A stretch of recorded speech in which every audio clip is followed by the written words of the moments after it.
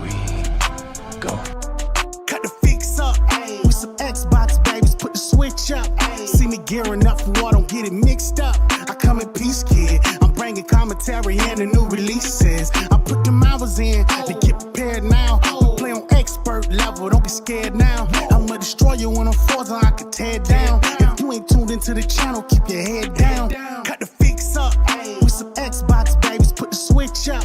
See me gearing up for war, don't get it mixed up. I come in peace, kid. I'm bringing commentary and the new releases. I put them hours in to get prepared now. We play on expert level, don't be scared now. I'ma destroy you when I'm forced, I can tear down. If you ain't tuned into the channel, keep your head down.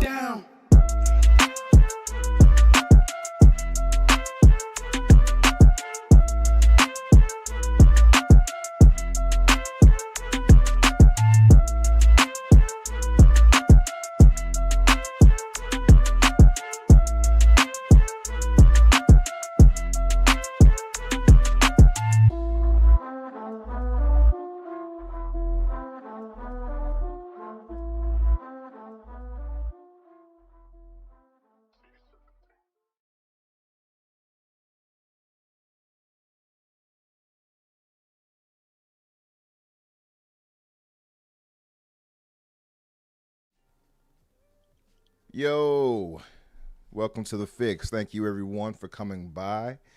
You're here with Infinite Umbra, and I'm joined by my great co-host, Daniel J. McGee. Hello. So going? refined and calm, as you can see. And yeah, I'm having a very good day. Yeah, well, as is everyone. That's good to know, because it's not been so great for others, and of course, Crusader.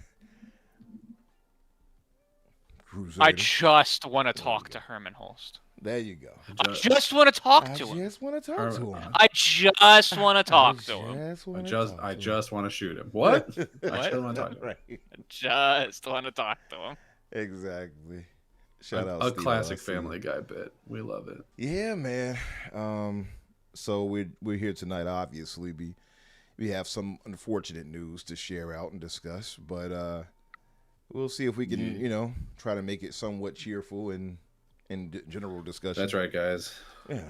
Umbra has officially gone bald. Yes. It's a really heartbreaker for all of us. Yeah. I joined the old hair club for men, He's got more hair on his back than his head. You know what's funny? I'm grateful that I don't have like a hairy body like that. So thank you to whatever evolutionary chain I was a part of. Like luckily I'm not like a hairy man.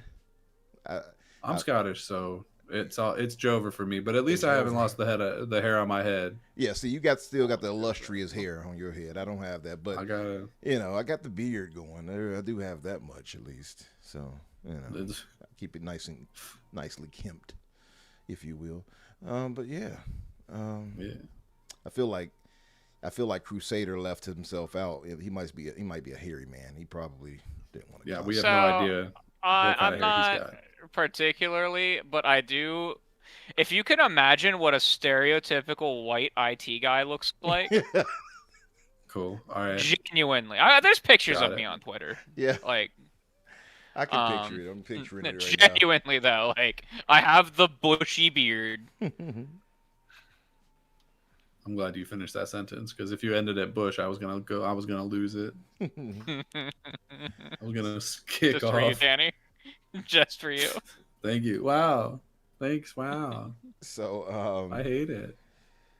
So yeah, I guess we can move into our housewarming and see what we've been up to. So Danny, I'll start with you. Hi, welcome to my home. Yes. Hi. I hope you brought either a hot dish or like a house plant or something. Welcome to my housewarming, everybody. I brought some foam new apartment, plates. new me. I brought some foam plates. Yeah, I went the extra cheap route and bought some good, some great. foam plates. Yeah, I really love food that once you put any weight on it, it shatters. That's what that's what I need on the floor of my new house. It gives it character. I had a very yeah, that's one word for it. I had a very reality TV centric week this week. I'm still playing a lot of games, but I haven't finished any of them. So, been messing around with like Fortnite. I played like a couple rounds of High Guard just to see if it's still bad. It's not great. They pushed out some like update where they updated some stuff in that, and it does suck a little bit less, but it's still not like a great game. So, oops. But two pretty exciting things. Number one, so I got a subscription to Peacock for the Olympics because I like the Olympics. Don't know if anyone's been watching them. Pretty cool times. Our women's hockey team just won the gold today. They're great. 10 out of 10 team. I saw like However, the women's hockey team beat like all these other teams like 5-0, 6-0. Like they were our women's hockey team is a bunch of badasses. Our men's hockey team also good, but it's a much more competitive field. Yeah. So we might not win that. I think we're probably going to lose to Canada. That's my assumption. Damn those Wayne Gretzky's. They're just damn good. They got a couple of things that they're really good at, and one of those things is for sure hockey. Those Canucks. But because I have that Peacock subscription, I was like, well, I got to do something with it because I'm going to cancel it at the end of the Olympics anyway because I'm not going to stick around. There's not a whole lot on here. Right. So I started watching a reality show called The Traders. I don't know if anyone's heard of this. It's been really popular, but I don't know if it's been popular in your circles. The Traders. What's that about? It's very good. So you take a bunch of other reality stars from other shows. So you've got like a couple people from Survivor, some people from Big Brother, some of the fucking housewives from like Orange County or whatever. Just like all kinds of reality stars. And you put them in a game where they're basically playing like Werewolf or like Among Us. So it starts with 3 traders who every day they kill somebody off, and everyone has to figure out who the traders are and vote them out. So it's very much just like one of these social deduction games, but just with really entertaining people. Wait, isn't that with the actor that's hosting it, the guy off of X-Men 2 that played Nightcrawler? Yeah, it's Alan Cummings. He's really good. At this point in popular culture, I think most people would probably recognize him from Traders more than anything else, just because the show has really taken off to that level. Oh, is it that big? So I watched it's real big actually before. Yeah. Where did I forgot where Which I watched season? it. Maybe on Netflix or something. I think I watched it on Netflix. I don't remember if it was on Netflix, but it could have been. It was somewhere I saw it, and I watched like a few of the first season. I watched a few episodes or so. And okay. Yeah, I mean, the 4th season is ongoing right now, and I just finished the 2nd one. So I know like who's in season 3, but I haven't watched like any of it yet. Boston Rob's in it apparently, and that's pretty cool. I'm excited about that. So I'll watch that at some point. But it's a really good show. What I've learned is if you want to be good at the Traders, then you want to be from either Survivor or for some reason The Bachelor. I don't know why, but like the Bachelors who have been on the show have been really good, like surprisingly.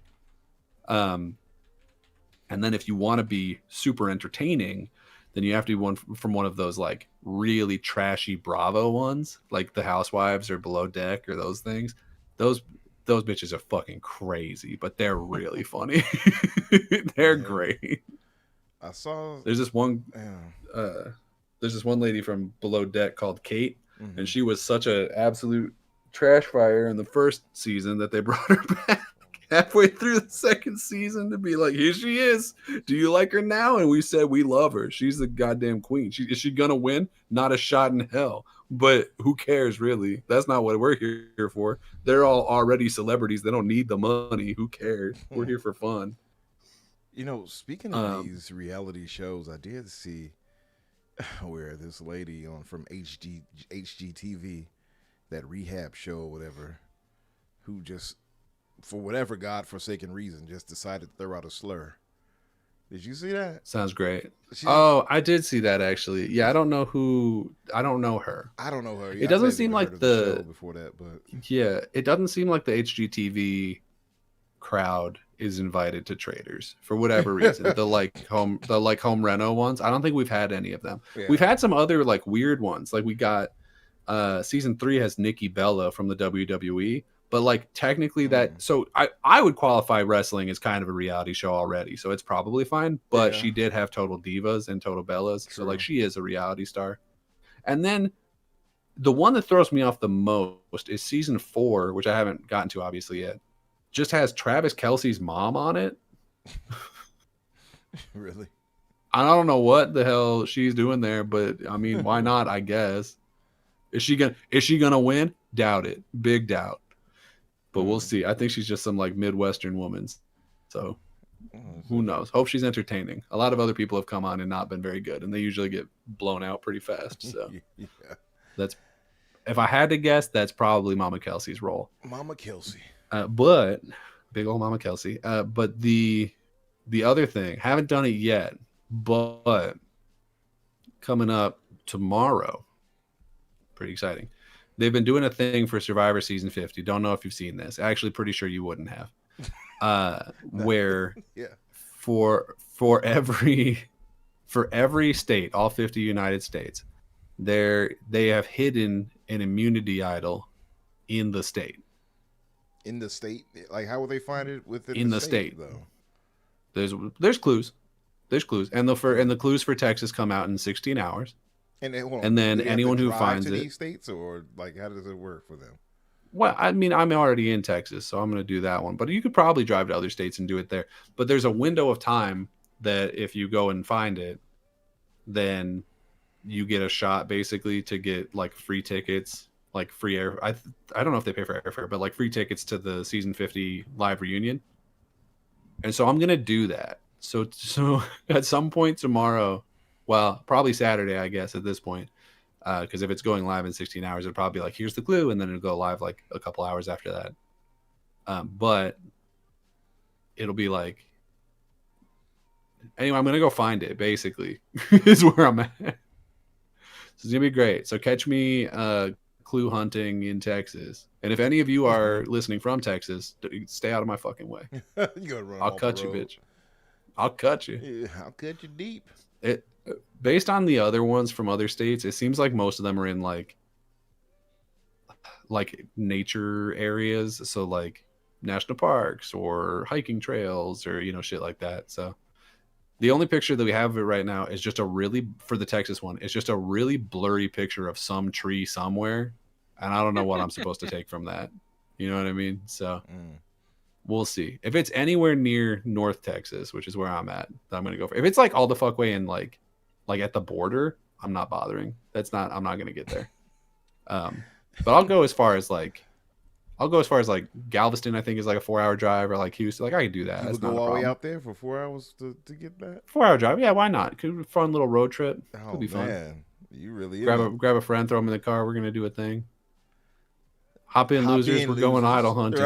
You took it right out of my mouth. I was just about to say hop in, loser. I'll do it too. I'll grab Skylar and I'll be like, let's go, bitch. Where are we going? Don't worry about it. And then we're in the car for 4 hours. And he's like, what the fuck? Where we're going, you won't need the bathroom. I don't know. Anyway, you don't need a license. Well, we ain't stopping, so he better not need it. Bring yourself a bottle. Yeah, so I'm pretty excited about that. I can't imagine it, like, I'm not a lucky person, so I imagine there's going to be a lot of people from Texas who end up like, basically getting entered into this thing for it. I can't imagine that I'll actually win it. It'd be cool if I did, but I won't. So instead, I'm just going to enjoy it as the experience of going and finding an immunity idol, because that's just going to be enough for me. Yeah. Well, listen, good luck to you. It's going to be great. Can't wait. Works out. I hope it's not a 4-hour trip for you.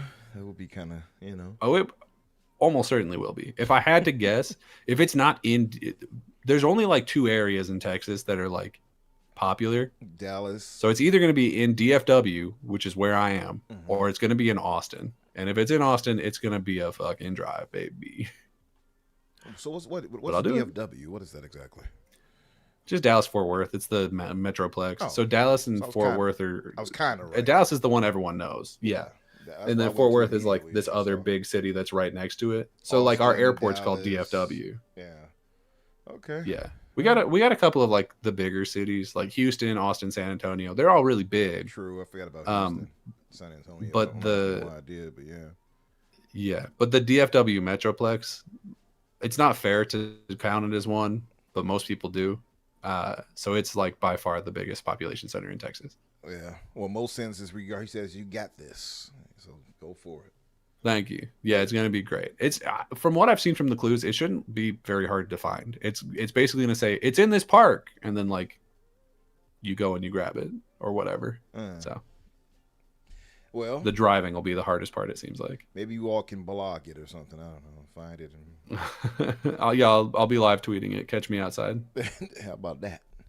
But me in a big stupid like boat hat, you know, what are those called? Bucket hats? Yeah, get your straw hat like Luffy. Yeah. Oh hell yeah. But shout out to everyone who is here in the chat rather, and who may be lurking.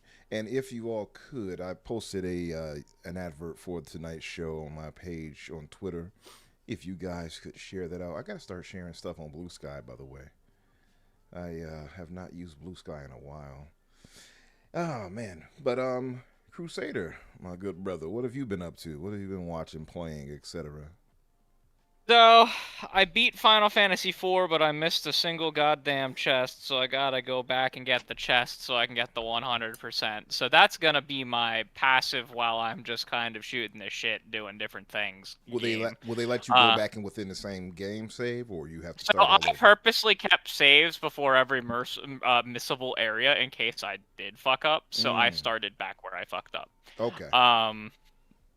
So I reloaded. I must have reloaded a save and didn't realize I didn't grab the chests, and like continued. So that's on me. But I've started Final Fantasy V. I really liked Final Fantasy IV, by the way. Final Fantasy IV is probably my second favorite Final Fantasy game at this point. Though 5 is probably going to overtake both it and Strangers of Paradise, which is my favorite. That one still blows me away because I remember the consensus around that one.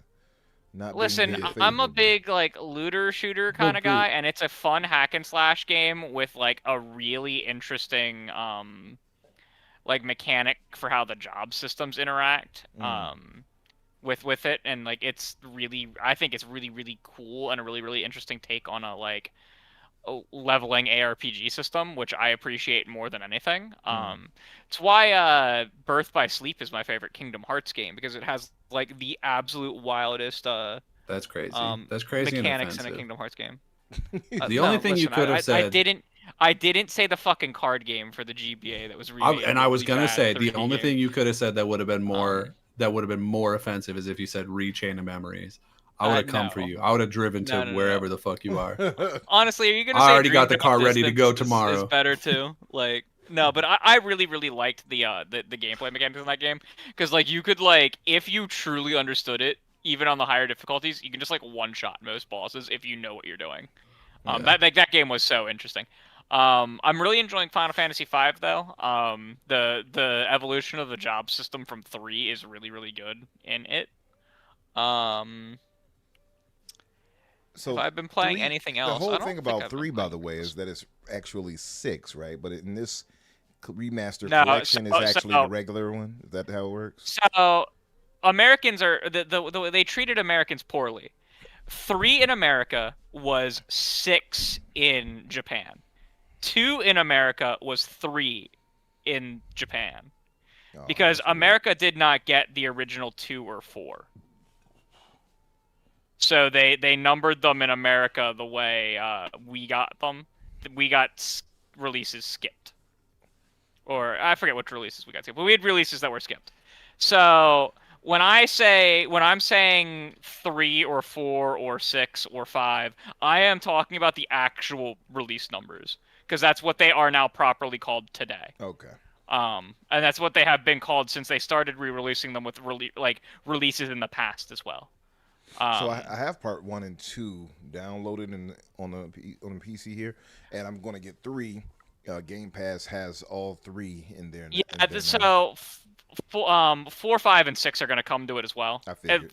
They've basically been adding one of the pixel remasters a month. for the last 3 months. Yeah. So it's very likely next month is going to be 4, the month after is 5, and the month after is 6. So yeah, 6 is considered one of like the best ones in the franchise. I'm really excited to play it. I always hear about it. Yeah. 6. I hear about 6, 9. Obviously, we all hear about 7. 7, and 8 yeah. is a famous one too. So I'm really excited to get to 6 because I'll probably end up really enjoying it as well. But yeah, that's basically what I've been doing. I've been pretty busy with work and stuff, so I've been coming home pretty tired and just kind of like playing like an hour of Final Fantasy at night and then going to bed.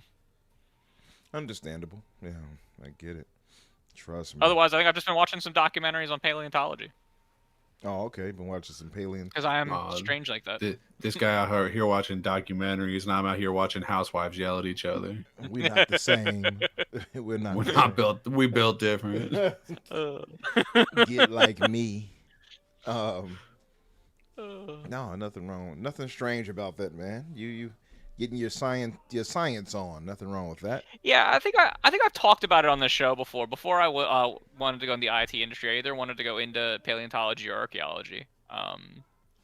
I find studying Earth's history, whether it be human civilization or animals from ancient times, or from prehistoric times rather, to be really, really interesting. But there's like no money in it, and like I would prefer to live a decent life. I hear you. No, I mean, no, learning history and such like that can be fun. It can be rewarding. I was seeing some in science in general. By the way, shout out Soil Tech, my brother. Shout out to everybody, by the way, in the chat. If I hadn't seen you and named you, I see you, Soil Tech, obviously. Stilo, who was one of the first. He was the first. Gentle Stone, Game Adaptation, Newscast. DJ, who was it? Big Mad Mo. You know, it's funny, Mo. They have your name they use your username now. Your @ instead of your, well, not your user, but your @ name instead of your username. So now your name is not in all caps like it usually is, and you typically type in all caps too. So now you all small caps or small letters is funny. Who else? DJ Killzone, what's up, brother? Yeah, shout out to everybody in the chat, and thank you all for coming by. Again, if you all could share out the tweet for tonight's show, I would appreciate it. What was I going to say? Oh, I was watching this stuff on TikTok, man, and I deleted TikTok and reinstalled TikTok. I think I got some addiction that I have to figure out. I figured that since I'm not going to be uploading anything, I'll be safe. So I don't know. But I went on there and I was watching some of these scientific videos too. I saw some people debating flurfs, as they call them, Crusader. They're the flat earthers. And I fucking hate flat earthers, man. It's kind of weird that people believe that. I think at this point, like, why everybody's just lying. Even our rivals would not tell you the truth about us and come from, like Russia, for instance. They would easily be like, no, the Earth is flat. Comrade. Like, I don't understand why they wouldn't just tell on us. But even beyond that, there was they were talking about the black hole. I think it's called a ton, 316 or something like that, and how gigantic it is in density compared to like our universe and things like that. And it was showing how, I think it said 36 billion suns apparently could fit in it, or something like that. Something ridiculous. Probably talking about one of the supermassive black holes that are at the center of galaxies. It is. It was a supermassive black hole. I think it's called Ton 316 or something like that. Yeah, man. I love that song. Supermassive black hole. But remember when they played black that? Hole sun, won't you come wash away the rain? Remember when they played Supermassive Black Hole during the Twilight baseball scene? That was a cultural moment. Oh, man. The highest of cultural moments.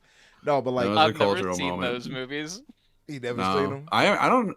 I think I've seen the first one, but that section, that clip exists as like its own piece of literature, its own what's it called? Fucking Criterion Collection level bit. I always laugh, by the way, I see these, because now the advent of AI, I've seen people throwing in Blade appearing behind Edward and and what's her name on there? I forgot. Bella. What was her name on there? I forgot. Bella. That's right. But would Blade be good at baseball? Well, no, he's appearing to kill them because he's a vampire hunter. Oh. So why can't he just play the game? Why's he got to be a dick? We're just hanging out playing baseball. No, all you hear is the do. You know that music that is always playing that for Blade when he goes into these clubs, and he just pulls up in like a Dodge Charger or something like that, or Challenger, ready to kill them and smiling. I'm like, this is funny. But anyway, all that said is like seeing some of these scientific things is crazy to me, and I want to get back to you, Crusade. I'm sorry. How kind of inconsequential we are in the grand scheme of things when you look at it. It's somewhat scary, actually, when you look at it. You know, I know like the sun wouldn't burn us out and kill, destroy Earth for a billion years or so, but that's kind of crazy when you think about it. When you see some of these things. Yeah. That's pretty spooky. We got to find that marker or whatever. Not the marker. Hold on. That's the Dead Space one. We got to find we got to find the whatever it was called in Mass Effect and get the fuck out of here. That's all I'm saying. Oh yeah, what is the thing? Protein beacon? Yeah, the beacon. That's what it was. Because I knew like mass relay, but like that wasn't. They found the other thing first, and I can't remember what it was. Well, so the mass relay was found in before the games. It was the moon of Pluto, Sharon, was actually like when they got when they were exploring, they got to it and they were like, this is no moon. But I thought we found something else before that, and then we were like, oh shit, now we know how to use the protein mass archives relay on Mars. Okay. And like it united all of human government because we were not alone, and so everyone was like, "What the fuck?" There's some. Hey guys, we gotta get all of Earth together because there's some like vaguely Roman themed bird fuckers out there, and we gotta get into a war with them for the next like 100 years or however fucking long that war was. It was only a couple months. That's boring, and we should have done better. We should have beat the ass for longer. That's all I'm saying. Yeah, but on the whole scientific front, man, no, some of this stuff is, like you said, is fascinating to get into and learn. Like my thing is, it always seems like we're just so small and insignificant once you watch some of these things in space. It's always trippy to me to see. Sorry, Criterion has a special edition. This is in our chat. Has a special edition 20-disc Twilight set. What the fuck is on the? There's only 4. There's only like 5 movies, right? I guarantee. What's on the other one? I guarantee it's not. Oh, okay. Blu-ray. He's joking. Okay, Oh. all right. Look, man, you had me going. They're gonna have just disc filled with imagery of them like posing or something in the sun, sparkling. That's so good. This disc is the Edward track. Do you know I'm so off topic. Do you know they redid those books from Edward's perspective for like no reason? Oh, wow. That's so funny. I want to point out, by the way, I was forced and coerced into watching this by my cousin. She was like, "Come watch this with me, cousin." It's my youngest cousin, one of my younger cousins, and I was like, "Okay, I'll watch it." And I was sitting there mocking it the entire time, and she was just all invested. Rest in peace, by the way, Shakira. But she put me up on that, and I was just like, "Why are they sparkling? What's going on here? Are they? Why do they have like this diamond like skin?" But anyway, we weren't asking that about Emma Frost. I don't know why we got to do it now. Yeah, that's true. We just said, okay, she's a mutant. Sure, that'll do it. But Crusader, is that about it for you? Have you been playing anything else you want to share, or? Yeah, that's about it. I'm probably I did pick up the what are they called? I picked up the Monster Hunter Stories games on Xbox. Oh, I got to get that, by the way. Monster Hunter Stories 3, right? Yeah. Yeah, I'm gonna get that. Is 3 already out, or is it just 3 is just about to come out? But I picked up okay. I picked up first one.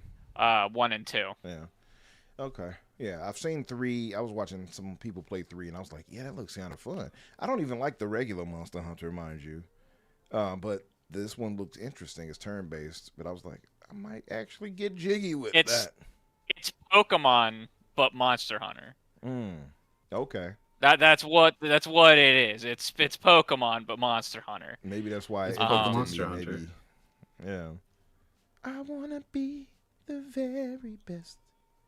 Take it away, Crusader. One of the best. Absolutely not. I am. Okay. My head hurts too much to do that. So imagine the Pokemon Charizard, but you're running at him with a big fucking sword. and Sharks, that's my pitch. I like that pitch. Yeah. You got a huge Buster Sword running at Charizard. I like it. We heard the tale of what if every Pokemon versus a million lions or whatever. But fuck that. What if every Pokemon versus me with a gun? Got the Pokey Glock. That's what I'm saying. I think I can all. do it. There's a couple of them I think I could take out barehanded. Igglybuff. That is one of the best karaoke songs of all time, though. Shoot you, man. But yeah, as far as myself, I have been playing that Yakuza Kiwami 3, which was recently released, I guess, a few days ago. It is all right, but I'm not blown away. I will say it feels like daddy daycare because you're in this situation where Kiryu basically retires from the Yakuza and he's in Okinawa and he's got this orphanage. And you have to kind of manage that. It's like a little management system, which I'm not the biggest fan of in games. Yeah. So no, you want to go back to Zero where you were doing a host club or whatever. You're like, I don't need these kids. I want to see anime titties. And what's funny is I actually enjoyed that damn host club thing. Funny enough. It was all right. Yeah. It was actually pretty enjoyable. Dressing these ladies up and all that. Yeah, I can't talk about that too much. It'll sound weird, but no, yeah, this is interesting to a degree, but it, some people I can imagine many people will be turned away from it because you're basically managing the orphanage by taking care of the kids, spending time with them, helping with homework, doing activities, things like that, and like taking care of the farmland area in the back, like the planting of seeds and things like that and harvesting. And even selling stuff and items to people in your neighborhood, I guess. It's interesting. It's just something I don't think, if you're not a management sim kind of person, you want, and you're expecting pure action, you're not going to like that. I will say that. But if you can get past that and take everything in a package, as well as the being able to go roam into the city and fight and things like that, then you'll be okay. Yeah, the kindler, gentler Yakuza, indeed, Gentle Stone. But it, like I said, it's different. It's a little different. If you play the Yakuza Kiwami, Zero, Kiwami, and Kiwami 1 and 2, you're gonna meet this one like, why am I here playing Mrs. Doubtfire or something? You're gonna feel a little ways. I'll just tell you that, right? I will say that, but I'm expecting it's gonna pick up. Later down the road in action and such like that. I'll speak on it later if it does. But yeah, he's just a single dad that worked 2 jobs. I just want to drink my beer. Oh my god! Catch my fish. Truly, I know it's February, damn near March. It's gonna be or April. No, I'm stupid. Right, I had a long day. It's very early in the year. I don't think we're gonna get a more cringe moment this year. You can just lock that treasure down. That whatever Razzie or whatever award goes to most cringe shit, it's gotta go to.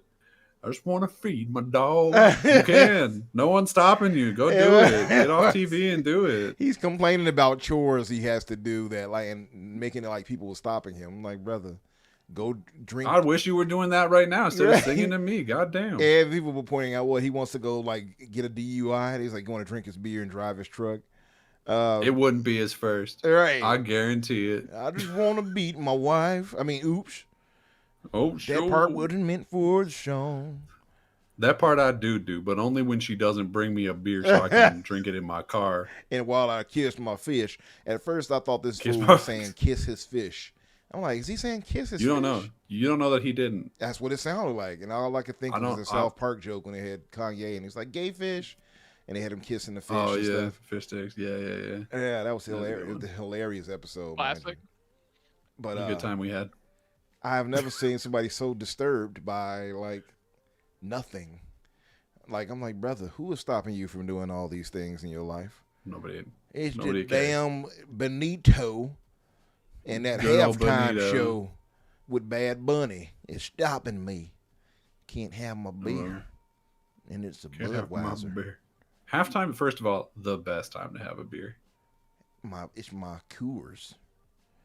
There are few more socially acceptable times to drink a beer than during the Super Bowl. Right. I just found that so stupid. It's like, brother, why are you wasting time? You know what's funny? I'm gonna say this real quick and move on, but the whole song is just it's pandering politics. We know 100%. Like he doesn't really feel this way. He's only saying this because of the recent controversy and stuff and identity politics. He's saying I can't do all of this without getting canceled, but what I'm gonna do is write a song about how I can't write this song and then make probably a shitload of money off of it. That and then he's like, I don't want to hear because he mentioned something at a point about a boy being a girl, so he very clearly talked about trans whatever stuff too. It's like, why are you even doing that? Like, God forbid. What point does this? God forbid. What even if whatever way you all people may feel. I've never once heard a trans person tell somebody to not feed their dog. That's all I'm saying. That's all I'm saying. You better put that beer down. We can agree and disagree about however you feel about it, but they're not stopping you from going fishing and feeding your fucking dog. Just go live your goddamn life. It was so dumb. Can we fill in the Philistine who didn't watch the Super Bowl as to what the fuck you're talking about? Don't even worry about it. That wasn't even at the Super Bowl. That was so the racist people were mad that Bad Bunny was doing the Super Bowl halftime show because he's American, but the wrong kind of American, I guess. Right. What kind of American are you? Yeah, exactly. Right. And so Turning Point USA, the company formerly held up by Charlie Kirk before he got shot. Okay, so it was Kid Rock. Got it. Well, it wasn't Kid Rock, but it was during that show. It was a different guy. Right. They had like 3 or 4 different guys. I don't know. I didn't watch it. I just that clip, like the Twilight baseball scene, exists in a world of its own outside of context. So, and I think his name is, I forgot his name, but couldn't tell you. It doesn't really matter to me. I'm not going to look him up. Yeah. I was going to say, was it Morgan? I'm like, no, it's not it. I don't know. I just thought it was weird. Morgan Wallen's he's another can perfectly of worms, right? He's just a normal musician as far as I'm aware. He might have said some dumb shit that I haven't heard about. He actually has a song I like though, that one about him and his girl or whatever. Is Morgan Wallen the one who performed at the Grammys, or is that a different guy? Who is the one who did? It may have been. I'm not sure. He actually has one song that I do like. I think, and he actually sounds good on it too. It's a good song, but he did have some controversy around him too. But it wasn't quite to this level of unnecessary pandering. But I know some controversy. I can't keep up with it. I just feel like, just make a good song, No, that was Alex. I was thinking of Alex Warren, not Morgan Wallen. Those are different guys. Got you. No, Morgan Wallen, he has one good song that I know for sure I like. I'm like, okay, this is it's country-ish, country-esque, but it just sounds like a general pop song in a way. But he definitely has his down here country tinge to how he sees. Well, and let me tell you, down here in Texas, we're like below the Bible Belt. We're down in the Bible Gooch. There's a lot of country music down here. You kind of get used to it after a while. It's not what area to be. What? It's humid and it's sticky. And there's a couple more dickheads than you wish there were. It's 100%. Where else would it be? Anyway, moving on from the gooch to greatness. Let's move on. But the Yakuza 3 Kiwami. That's our new catchphrase. Put that on a t-shirt. First t-shirt coming up, Gooch to greatness. But beyond that, I downloaded Final Fantasy 1 and 2. I'll have to get into that soon. Also, I got High on Life too, man. That I gotta get. Like I'm gonna warn you. Yeah, I'm already being like inundated with like a bunch of games again already, mind you. We just with like at the beginning of 2026. Yeah. Now imagine you were also trying to play a 40-hour JRPG from the year 2000. Now imagine putting that on top of your top of your list of shit to do. And I just wrapped up KCD 2, and I'm going to go back and grab a few more achievements. I put 240 hours in that. So like, I don't even know what that is. Kingdom Come Deliverance to which is hitting Game Pass. That's right, just hitting Game Pass. Wild. If you all the second one, I thought the first one was in there. The second one's hitting too this month. Oh shit! It was just announced. And the first one actually, this is the newer update to it as well. So it has enhanced like visuals and things like that, fidelity, all these good things. But I will say, the first game's combat is somewhat because you have to get used to it, and it doesn't feel as great. I think the second game streamlines it more. But if you can get past that and like learn that system of combat and things like that, you will like KCD 1. Also, too, the narrative of the is really solid, and Part 2's narrative is even better, if you can believe that. It's even better, visually better. Combat is more streamlined and better. It's so much positives. I can go on and on about KCD 2. It's a great game. But I'll say one thing I don't like is they don't have a shooting reticles when you have your bow and arrow out. So like you have to aim yourself manually. On Part 1, I put a mod in to see the reticle. Like nope. Part 2, I couldn't find one, so I had to learn it, do it myself, which was annoying, but I did it. But yeah, Umbra can't aim the bow himself. Got to go off to the mod shop. Listen, man. I'm too used to it. You can play so many of these shooting games. And 100%. Where the reticle at? Well, where is it? Look, they put a sight on not probably the style of bow and arrow that you're shooting in Kingdom Come Deliverance, but they put a sight on bows in modern times. Like, they sure do. You got it. Yeah. Yeah. See. Yeah. But I'm just saying. Oh, and also Avatar is also like game adaptation. Oh, the Ubisoft. Yeah, I might give that a shot. Give that a shot. I'm gonna do. So I'm playing Chrono Cross for RSR, and then once that's done, the next 2 or 3 games we're playing after that are shorter, so I'll have more free time.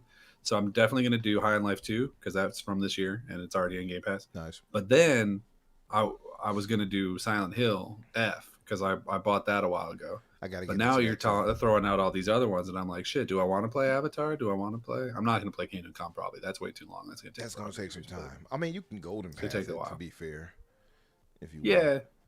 But and also the Umbra time to beat a game is not the same. That's as the true. Time to beat a game. I'll never forget how long this fucker stayed in the Vatican in that Indiana Jones game. That shit crazy.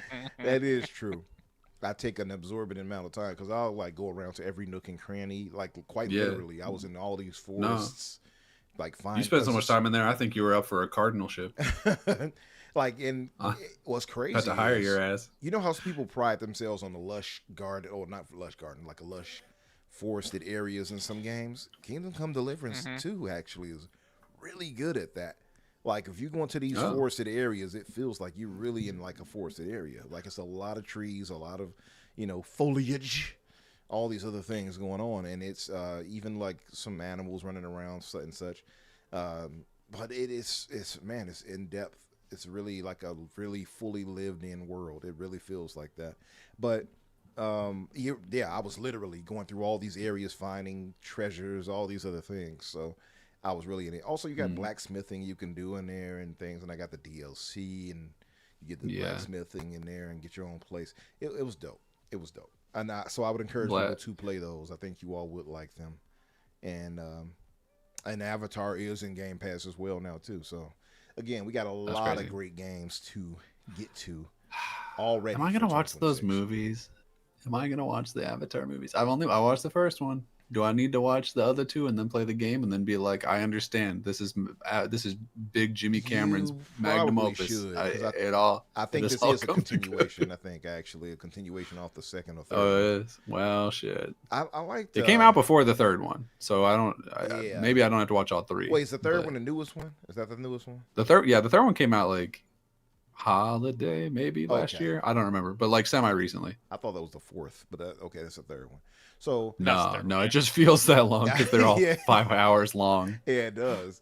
The second one was pretty good. I think you will like it. I have to check out the third one too, but I've heard good things about it. So there is that. So you see, newscast. He says he doesn't like the Avatar movies at all, but he loves Cameron. I love Cameron, man. He's he's an all-time great, right? Now I have heard the third one called Fire and Ass, and I don't know if that's because it's bad or because the fire lady is hot. It could go either way. Look, man. You found a porno version. Fire and Ass. Did I find it or did it find me? Some of us are gifted. You know what I mean? Like Green Lantern ring found you by sheer will. Oh my god. But yeah, we can't stop start talking about all the crazy porn parodies that I'm aware of. We'd be here all day. At some point, we got to move on. Including, speaking of moving on, let's move to the news roundup. So hey, here's one that's kind of a follow-up from a story from last week. Highguard's still doing real bad. They pushed out I think they call it episode 2. Like it's not like a second season or anything, but they just pushed out like a couple more things. There's a couple more skins. There's a new like war chest, I think. I don't know. There's a bunch of shit. I haven't really been paying attention, even though I think I'm the only person in this chat who has played it. I couldn't be fucked to really pay too much attention, but their player count is continuing to drop. It's now down between, according to Destin Legary on the 17th, between 1,000 and 2,000 people. Obviously, we had that staff layoff that we talked about last week. Their website is now down. It's unclear whether or not that's a permanent thing or maybe they fired the guy who kept it up. I don't know.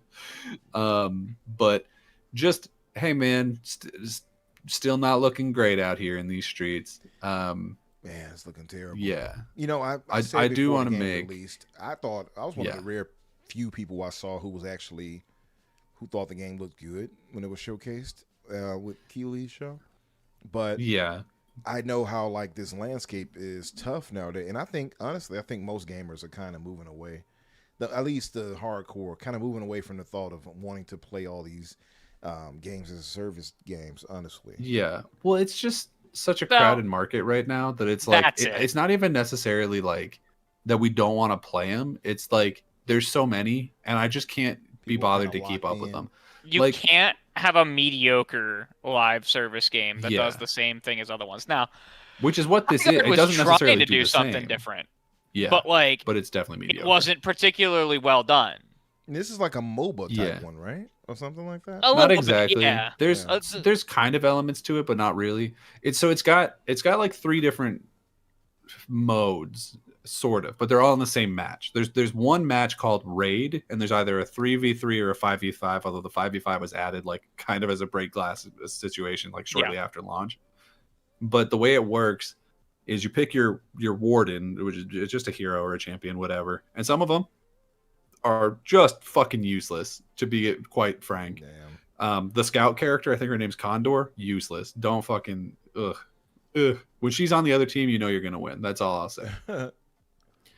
But you go out, so you start in your own base and you can reinforce it. So you have like a certain number of things where you can like make the walls stronger so that it's harder for the enemy team to break in. And then you go out and you collect resources.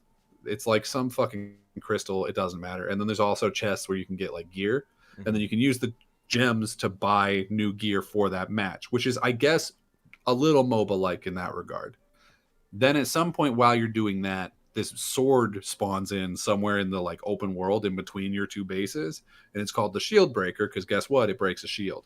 So you have to grab that and do like a capture the flag situation where you take that to the enemy base and you have to break their shield open, which then starts part 3 of the game, which is a raid with the actual raid part, which then becomes sort of like a search and destroy, like plant the bomb mode where you're going in and you have to plant these different bombs. And depending on if you plant one bomb, you win the game outright. but each base has like 100 hit points. You do 30 hit points whenever you plant the shield breaker, and then there's 2 smaller bombs that go off faster, so they're easier to get off. They take away like an additional, I think, like 20 damage or some shit like that. So you're gonna end up doing that whole loop about 4 times, most likely. Yeah, not 4 times necessarily, unless it goes back and forth. If it's very balanced and you're going back and forth, maybe. But even then, if you successfully defend a raid so they don't set off a bomb at all, then the enemy's base takes the 30 damage as well. So it does speed it up a little bit like that. But yeah, you will probably, in most games, you're going to go through that loop at least twice, probably 3 times. So it ends up taking like, I mean, the matches are like, in my experience, like 30, 45 minutes, which is just, it's not terrible, but it's just like, it's not what I'm looking for. Like if I'm jumping into a quick game of Fortnite or whatever, then I know I'm going to be in and out in like 10, 15 minutes. Yeah. And that's like the level of commitment that I have for one of those things. Right? Yeah. It's the like, I'm cooking food and I need to do something in the meantime, or like I've got a load of laundry in or some shit like that. Like that's a very easy playtime.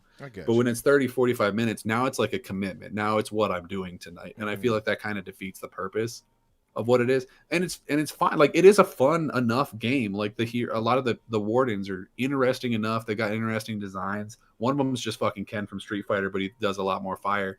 And like he's kind of neat. There's a guy who turns into a wolf. Like there's some cool stuff in there, but it's just like it doesn't matter. And I do think that the Jeff Keighley of it all did sort of fuck it, because I think if you did have this situation where it wasn't on everyone's radar, then I think the people who went into it, at like, you know, the more hardcore people who are more in touch with like what's going on in the gas space, it would have found that like small but like consistent player base, and then they would go out and probably like, you know, evangelize it to their friends, and then while that was happening, the studio would have time to, you know, add more wardens and make maybe new game modes and maybe like fine tune how fast it is and like that kind of shit. And so by that point, the game would be better when the rest of the people start coming in, you know, this drip feed of new people, which is what they wanted to do. They wanted to shadow drop this thing. So, and then instead, Jeff Keighley begged them to put it on their his stage. And then all of a sudden, it became the situation where like everyone was going in, so like all these content creators were going in just to make their content and get out, to be like, yep, it sucks, gotta go. And like, and so that's what the story of the game was. Interesting you brought that up, but I want to read what General Stone. General Stone was saying it's overly complicated, and he says it takes a lecture to understand, which is what those people it is a lot. Got. Yeah, he said by that point, he's right. Gamers. But I want to throw this out there because you brought up the Jeff Keighley thing. I'm hearing, of course, that they claim to be independent, but then we found out that Tencent was actually funding them secretly. So was it a ploy for Tencent? It's like they are independent. Like they had like 17% of the studio owned by Tencent, which is like, that is like, Bethesda was partially owned by a bunch of investment groups behind the scenes before they were purchased by Microsoft, but they were still considered independent because they don't like. Privately held studios will call themselves independent despite not being self-owned. I think that's a little shady right there. It's not. That's just how it works. It's a little. And also, it wasn't secret. It sounds shady though. If you say you're independent, people get a picture of what independent is, right? Not the. Well, technically, like nobody wants to hear the technical fucking blame people for educating themselves on what things mean. Like people need to grow up and actually learn and not be surprised by things. But I think they're banking every independent studio. I think they're banking on that though. Like, it also independent, it makes secret. it sound like more we're rooted and we're working hard by ourselves. That's what it sounds like when the typical person hears it. You know what I mean? They also weren't. It also wasn't secret. I don't know why Steven Tolotillo made it sound like it was secret. We knew that the studio was backed. Yeah. We knew the studio was backed by Tencent. They announced it when they were founded. Like. Yeah, it's not news. It's just that I think people didn't give a shit about the studio at the time, and probably didn't until the second Jeff Keighley put him on the main stage. Yeah, but I think that is the bigger case that people didn't know or care. By the way, it's not that it makes them like. Yeah, it's not that it makes them like not independent. Like I think they're still an independent studio because like all these studios have to get funding from somewhere.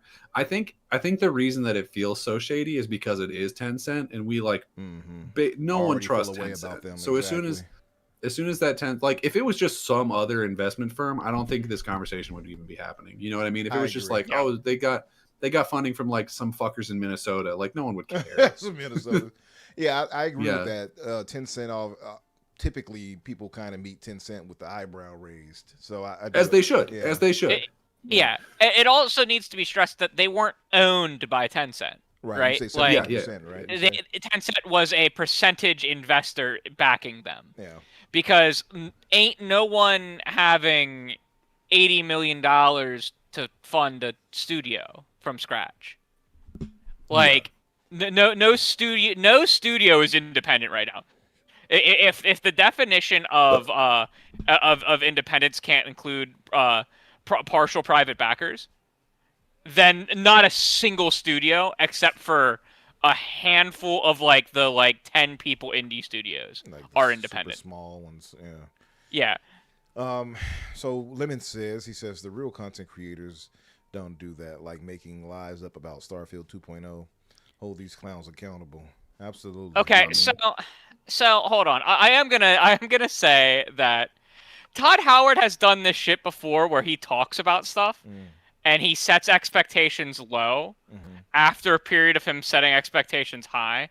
So, like, I don't think they're going to go in and market Starfield as, like, a Starfield 2.0. But I do have a feeling that this expansion is going to have a lot of pretty big changes that people are equating to the Cyberpunk 2.0 that was Phantom Liberty. Right. So, like...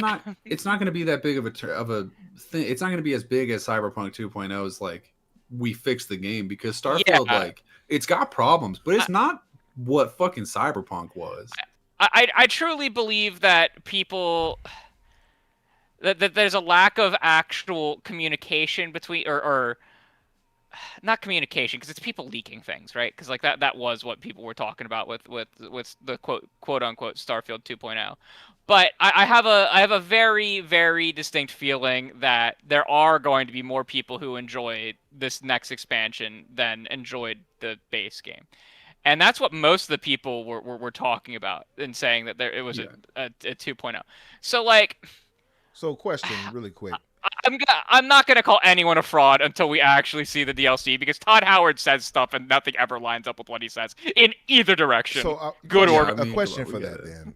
Because I'm reading it, and I'm like, wait a minute, am I confused by what I read here? So, I read Dragons, and I'm thinking he's talking about people downing Starfield and saying no. So there was the Howard interview. Let me give you the full thing. So he says that. Then I see the other part where he says these frauds had everyone saying Starfield 2.0. Not one of you will hold them to standard. Then I see shout out to Black John, by the way, and who is this? Hell if I know. Shout out to you as well. It says Boomstick was running around saying Starfield 2.0. Let's see if Umbra holds him accountable. Umbra, will you hold? He really wants me to hold. He really wants me to hold Boom accountable. Yeah, get his ass. He's accountable because it was never Starfield 2.0. How dare he hear a rumor and then repeat it? Right. So this is my question. What do you want? Was it never called Starfield 2.0? Was that never the actual? That was never a public thing. That was never an thing from Bethesda. Okay. In my head canon, I'm thinking that Todd Howard and him confirmed it's a 2.0. In my head. No. They announced that there was going to be that they told us they were going to tell us more last year, and it never happened. Right.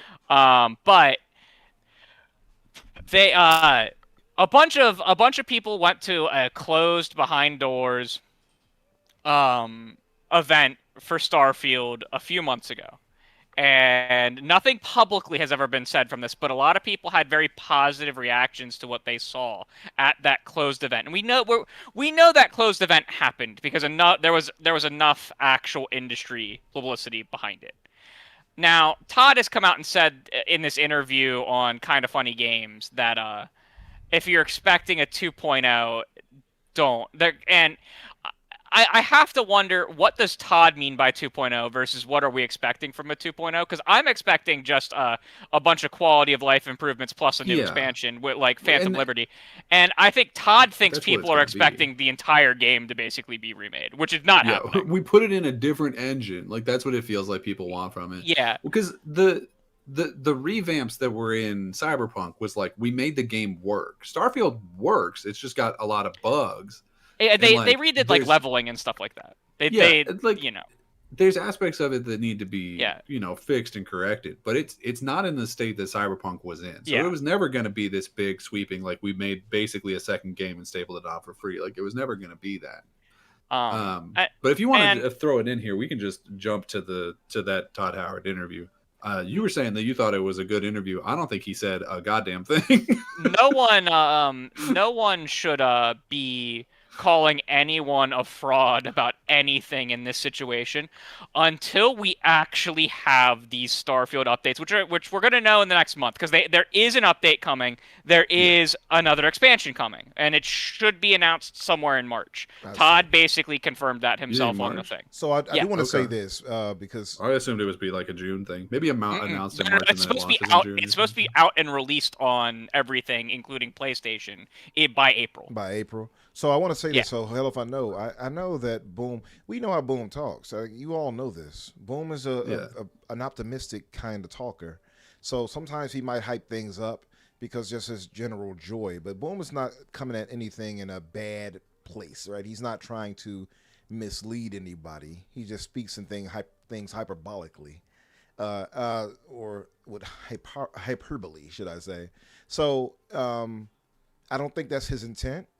Myself, I didn't really look into this because I didn't give a damn, and I was like, I played through Starfield. I put in 400 hours. Yeah, I'm moving on. So it didn't really. I just took that as 2.0. I was like, oh, that's what they said. Okay, cool. I didn't even think about it. Well, but I'll throw this last part. I would to say this. When we did talk about it, I'm pretty sure I remember Boom saying that he didn't overhype it to the point of saying like it's going to be this brand new thing, but saying that it's going to have new updates and such. I don't think he overhyped it. He may have said 2.0, but I don't think he was overhyping it like it was going to be some brand new thing. From what I remember. I had heard the like Starfield 2.0 thing for a while, and I didn't know people were equating it to the Cyber until very recently.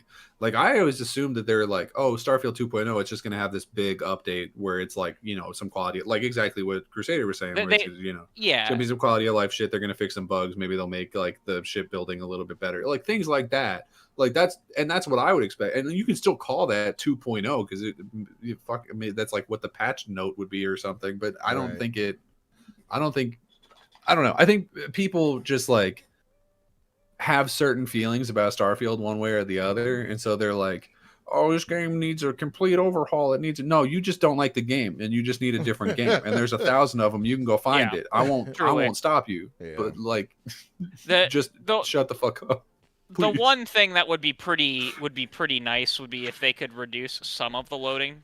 That'd be cool. That's probably the biggest complaint I had about the game. I love Starfield. It's in my top 25 games of all time. I think it's actually in the top 10. I really liked it. I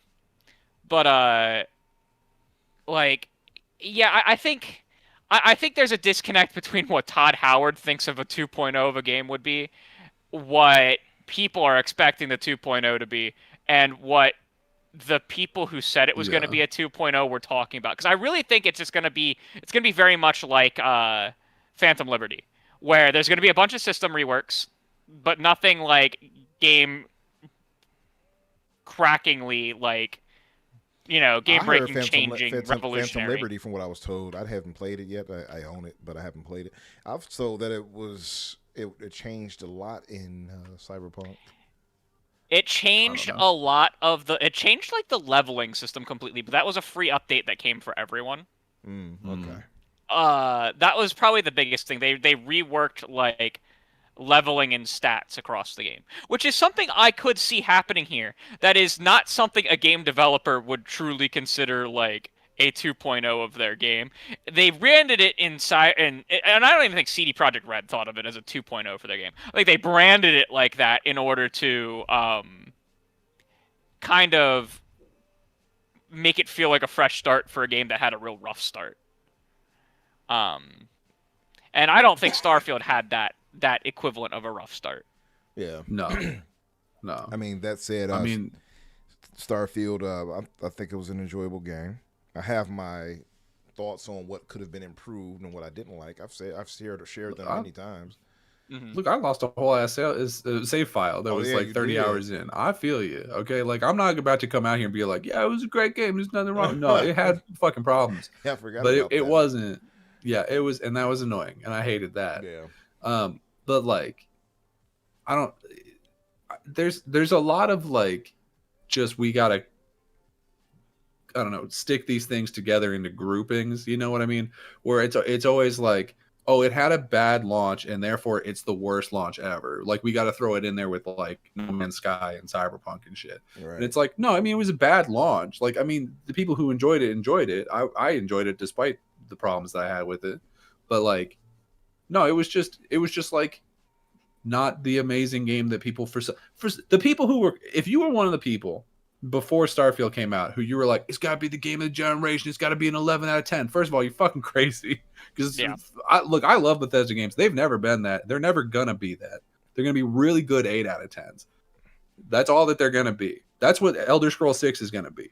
The interview that Todd Howard did. Yeah. He was like, it's going to be a Bethesda game, but it's going to be prettier. And I was like, cool. That's what I want.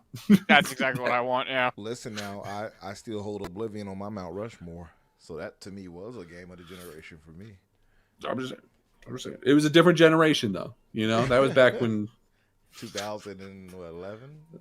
That was back when you'd go get a soda pop down at the corner shop for a nickel. 2007, I think, actually, wasn't it? Yeah, something like that. I think it was like Xbox original launched in 2001, and I think it was like pretty early on. It might have been 2006. I think it was either 6 I or think 7. it was like which came out first, Fallout 3 or Oblivion? It had to be Oblivion. Oblivion, yeah. Yeah.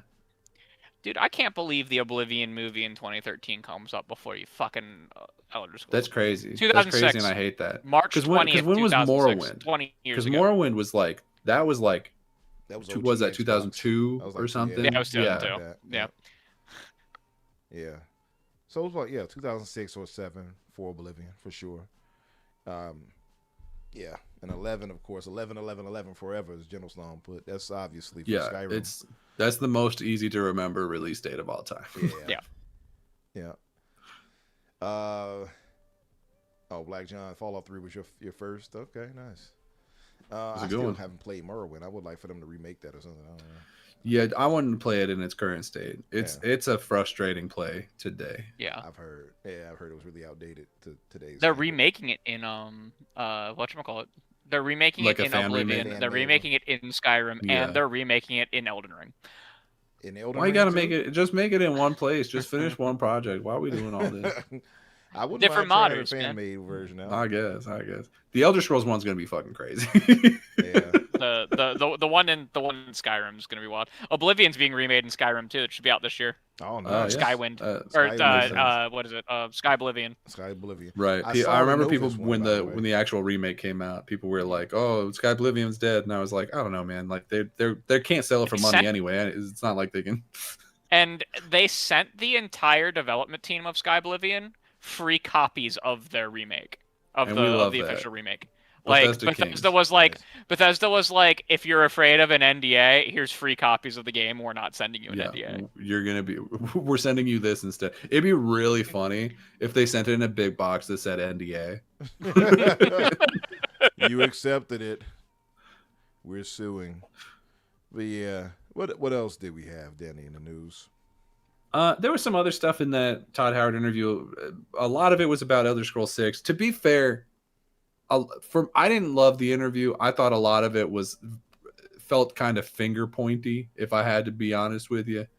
But what we did get out of the conversation about Elder Scrolls 6, frankly, not a ton. It was, hey man, it's going to be a Bethesda game. We're going back to classic, which I think just means we're not going to throw in as many like extra shit like shipbuilding or whatever from Starfield. So it's going to be a little bit more there's no down like procedural. That. It's going to be handcrafted. Yeah, that too. Yeah, I think it's both. I think we're both right. And then it was like it's going to still be in Creation Engine, but it's Creation Engine 3, which is not a new thing really. It's just we made 2 prettier, so it's going to be in the same engine. So it's exactly what we all thought it was going to be. It's going to be Elder Scrolls. It's going to be Skyrim, but what if it was in 2026? That's all it's going to be. And you know what? People can complain about that if they want, but they'd have to stop fucking buying Skyrim in 2026. Yeah, and they're not going to do it. Dude, Oblivion was one of the top 10 best-selling games last year. Like, that's what I'm saying. It's a good ass game. So there wasn't a ton in that interview. I love the conversation between like Greg and Todd. I think that they're great people. Like they have a good charisma between the two of them. What is it called? Chemistry, I guess. Like they're fun together. But it was just like some of the conversation was like, and how do you feel about how Xbox is the worst company ever? And I was like, brother, what if you just asked about Elder Scrolls? Hey, what if we just talked about something fun? Let's not go that route. But, yeah. I was happy that Todd very rarely does these kind of things, except for like when it's time to release a game. So I was just happy to get an update and have him talk to us, even if it was a whole lot of it's just Todd talking to me. Just give me your sweet lies, Todd. I love lies. I want to hang out with Todd Howard so bad. Yeah, I know. If there was my like tier list of game developers I want to hang out with, number one is still going to be Tim Schafer. He's still going to be number one because he just seems like a fun hang. But Todd Howard's real close. Yeah, I can agree with that. I can agree with that a lot. Yeah, hell yeah. Did we all love Todd Howard? I know some people who met him by the way out there. One of these days, I'm gonna. One of these days, Alice, to the moon. When I finally get my Make-A-Wish. You get your Make-A-Wish. Oh no! But what else did we have? This one's pretty small, and I don't know if people are excited about it other than me because I didn't really see it circulating anywhere else. But Unreal Tournament 2004 is back. That's hype. So 2004 is back. You know, we brought back the low-rise jeans and those gloves that go up to your elbow and have the fingers cut out that Jeff Hardy used to wear. We brought them all back.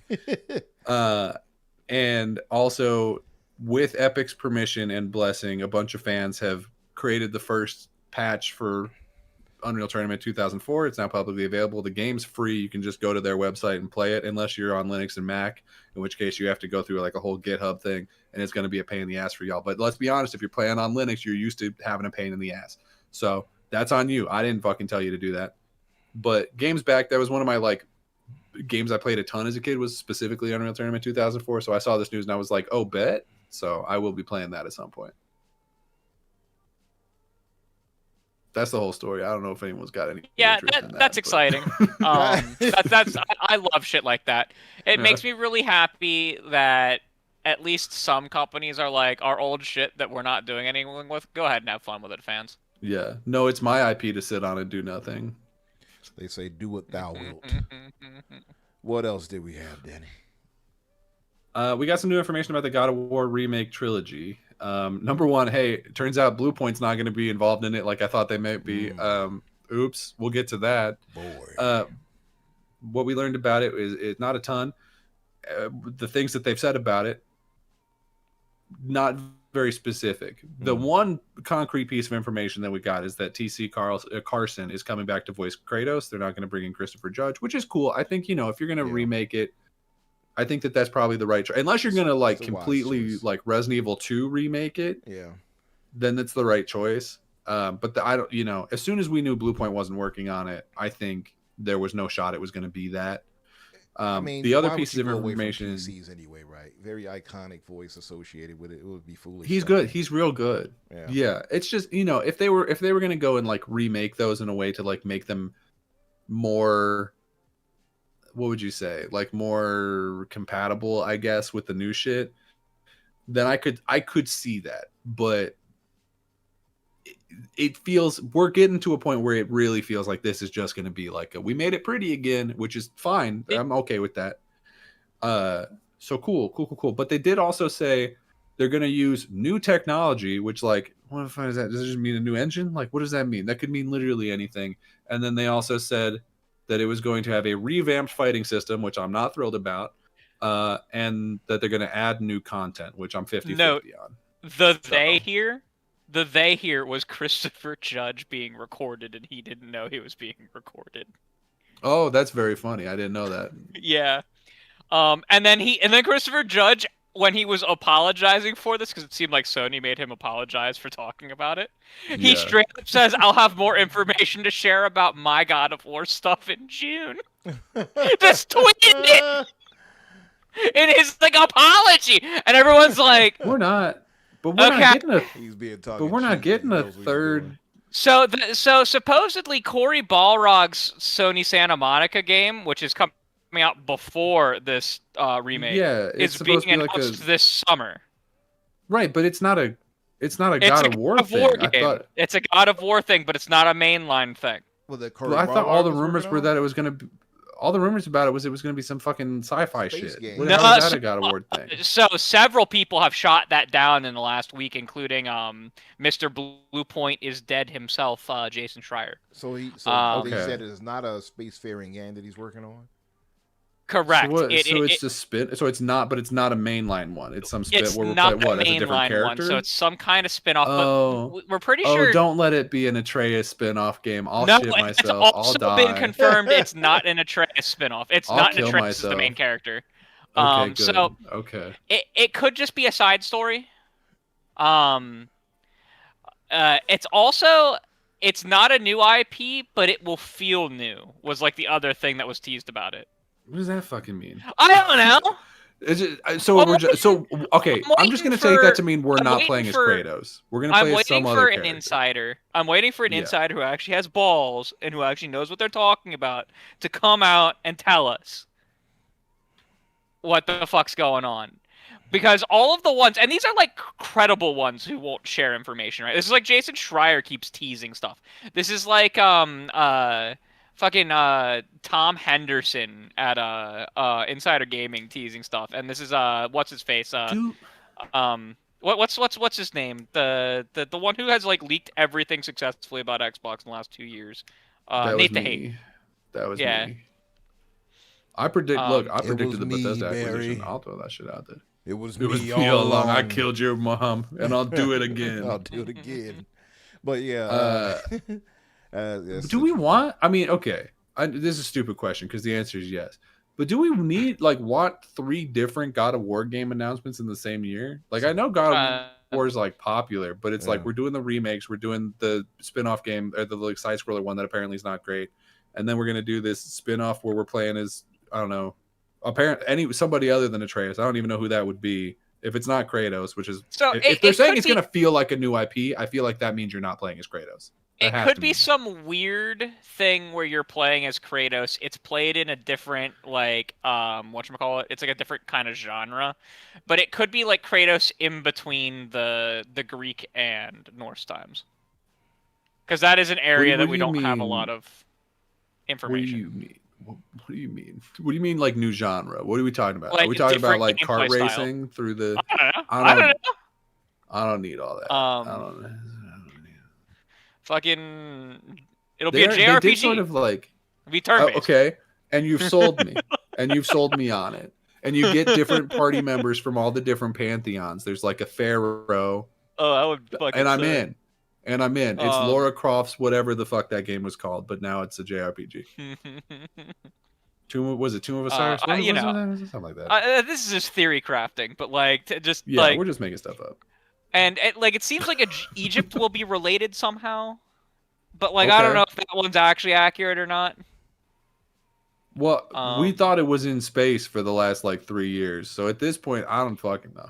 Yeah, Jason Schreier was like, I had no idea that rumors about him making a new IP sci-fi game had taken off, but this is absolutely incorrect.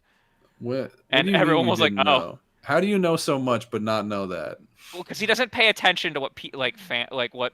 Well, if he stopped blocking all of us, so he pays attention to he doesn't pay attention to what we say. He only pays attention to the industry side and then writes his articles about it, and then goes back to his hole to write more articles.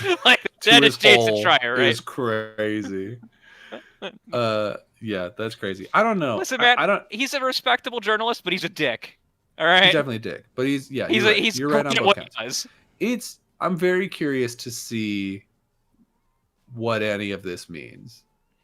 Any of it means, because like Christopher Judge, like he's not going to be like, oh, I'll see you in June, and then like that's not a thing. Clearly, they're working on something that would have Kratos involved in it in some way. Like he's too dumb to lie. Oh, that's a rude thing to say, but you know what I mean. Like he's not doing some fucking 3D chess, so we know he's saying something that he shouldn't have said, but is probably true. So we're gonna get something in June. That's interesting. Well, hey. I hope it's not another Sons of Sparta like beat 'em up thing. That I'd just moving into that. I'd be pretty. Shout out to our brother, Adidas 20. I have other projects that I'm super excited about. More info this summer. Shout out to our brother Adidas 20. Okay. Salute. He is a member. So he said for 3 months with us. Thank you, brother. Fixer tier. Salute.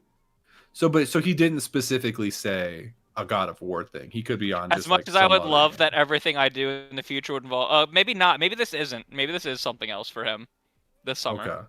Okay.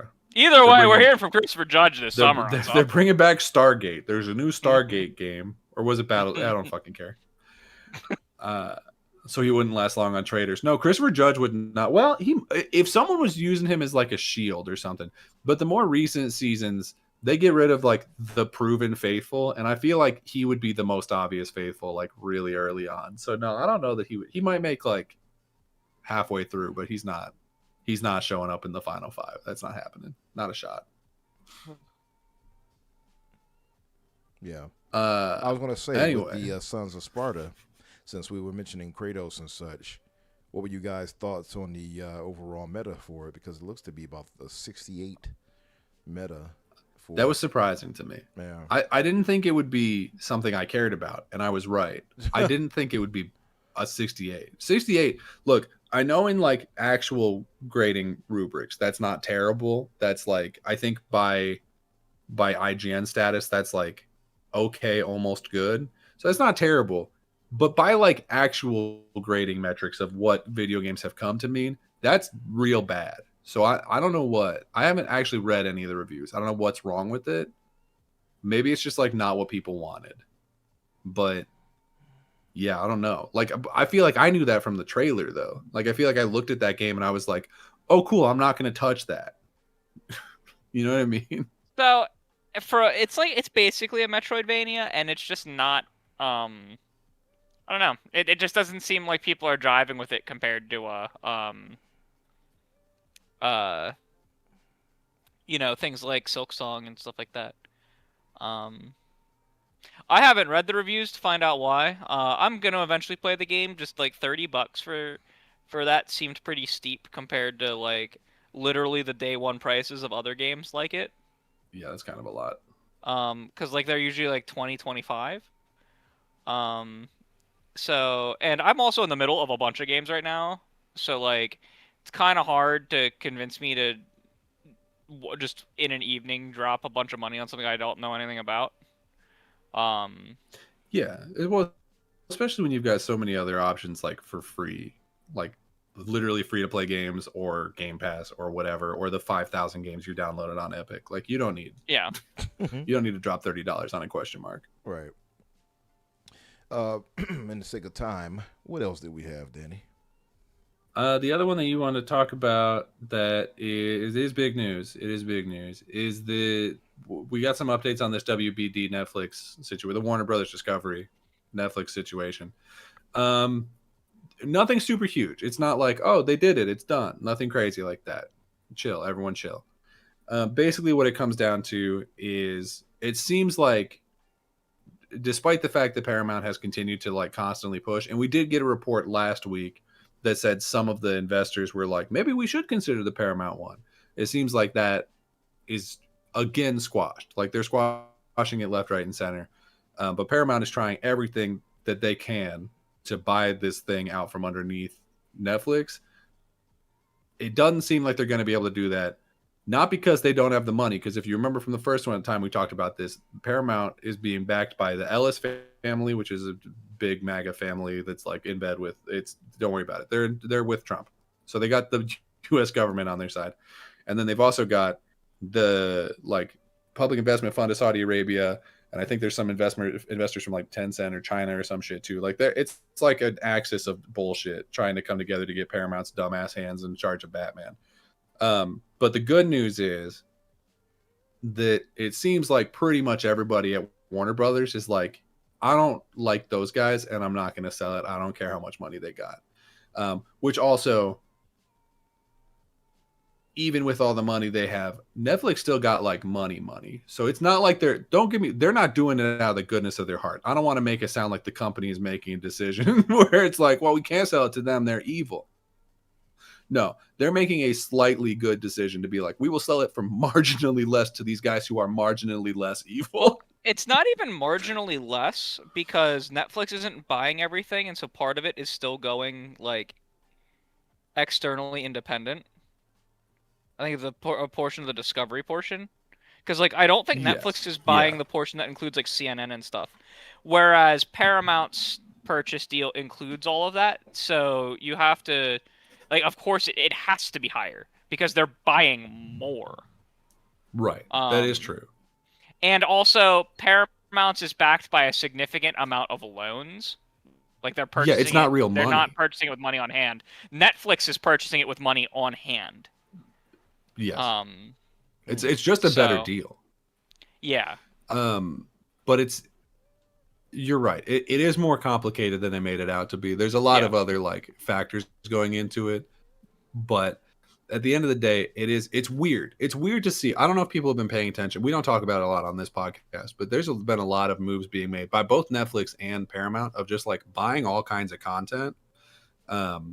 Like obviously we saw the Skydance Paramount merger and they've been buying up a bunch of like streaming rights for shit.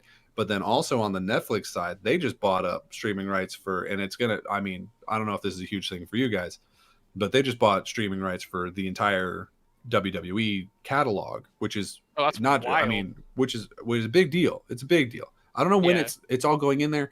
WWE used to have their own subscription service. It was called the Network, and it was actually pretty good. It was worth the like $4 or whatever it was because it's WWE, WWF obviously, but then also you have to remember they were a monopoly for a long time. They bought up like ECW, WCW, and they had the whole back catalog. Like you could watch every episode of weekly WCW and most of the ECW shit from like the 80s onward, and I did watch a lot of it.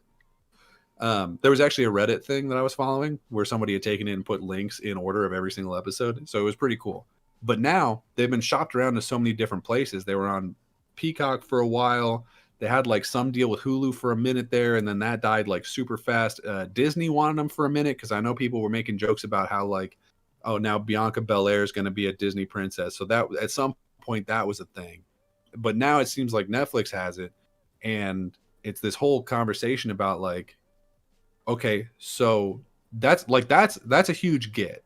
Like they are the name in professional wrestling, and Netflix has also been moving into doing a lot more like live sports and shit like that. So they're trying to break out of their mold of what people think they are by buying up a bunch of IP, including apparently all of Warner Brothers Discovery, which is clearly the biggest one. But there's a lot of shakeups happening in the streaming space, and I think some of it really sucks. Like Netflix owning WBD is still going to be bad.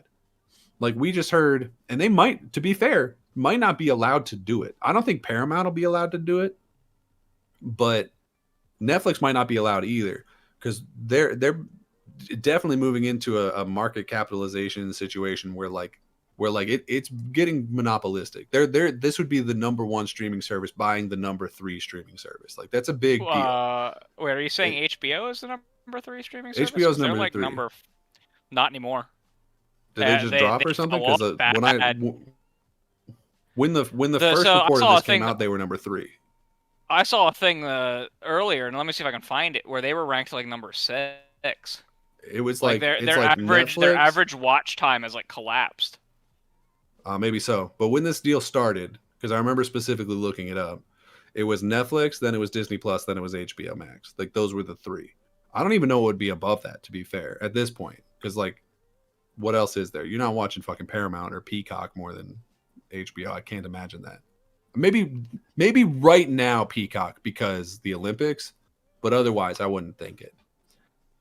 Either way, it's the biggest streaming service. This is PlayStation buying EA. Like, this is a big deal.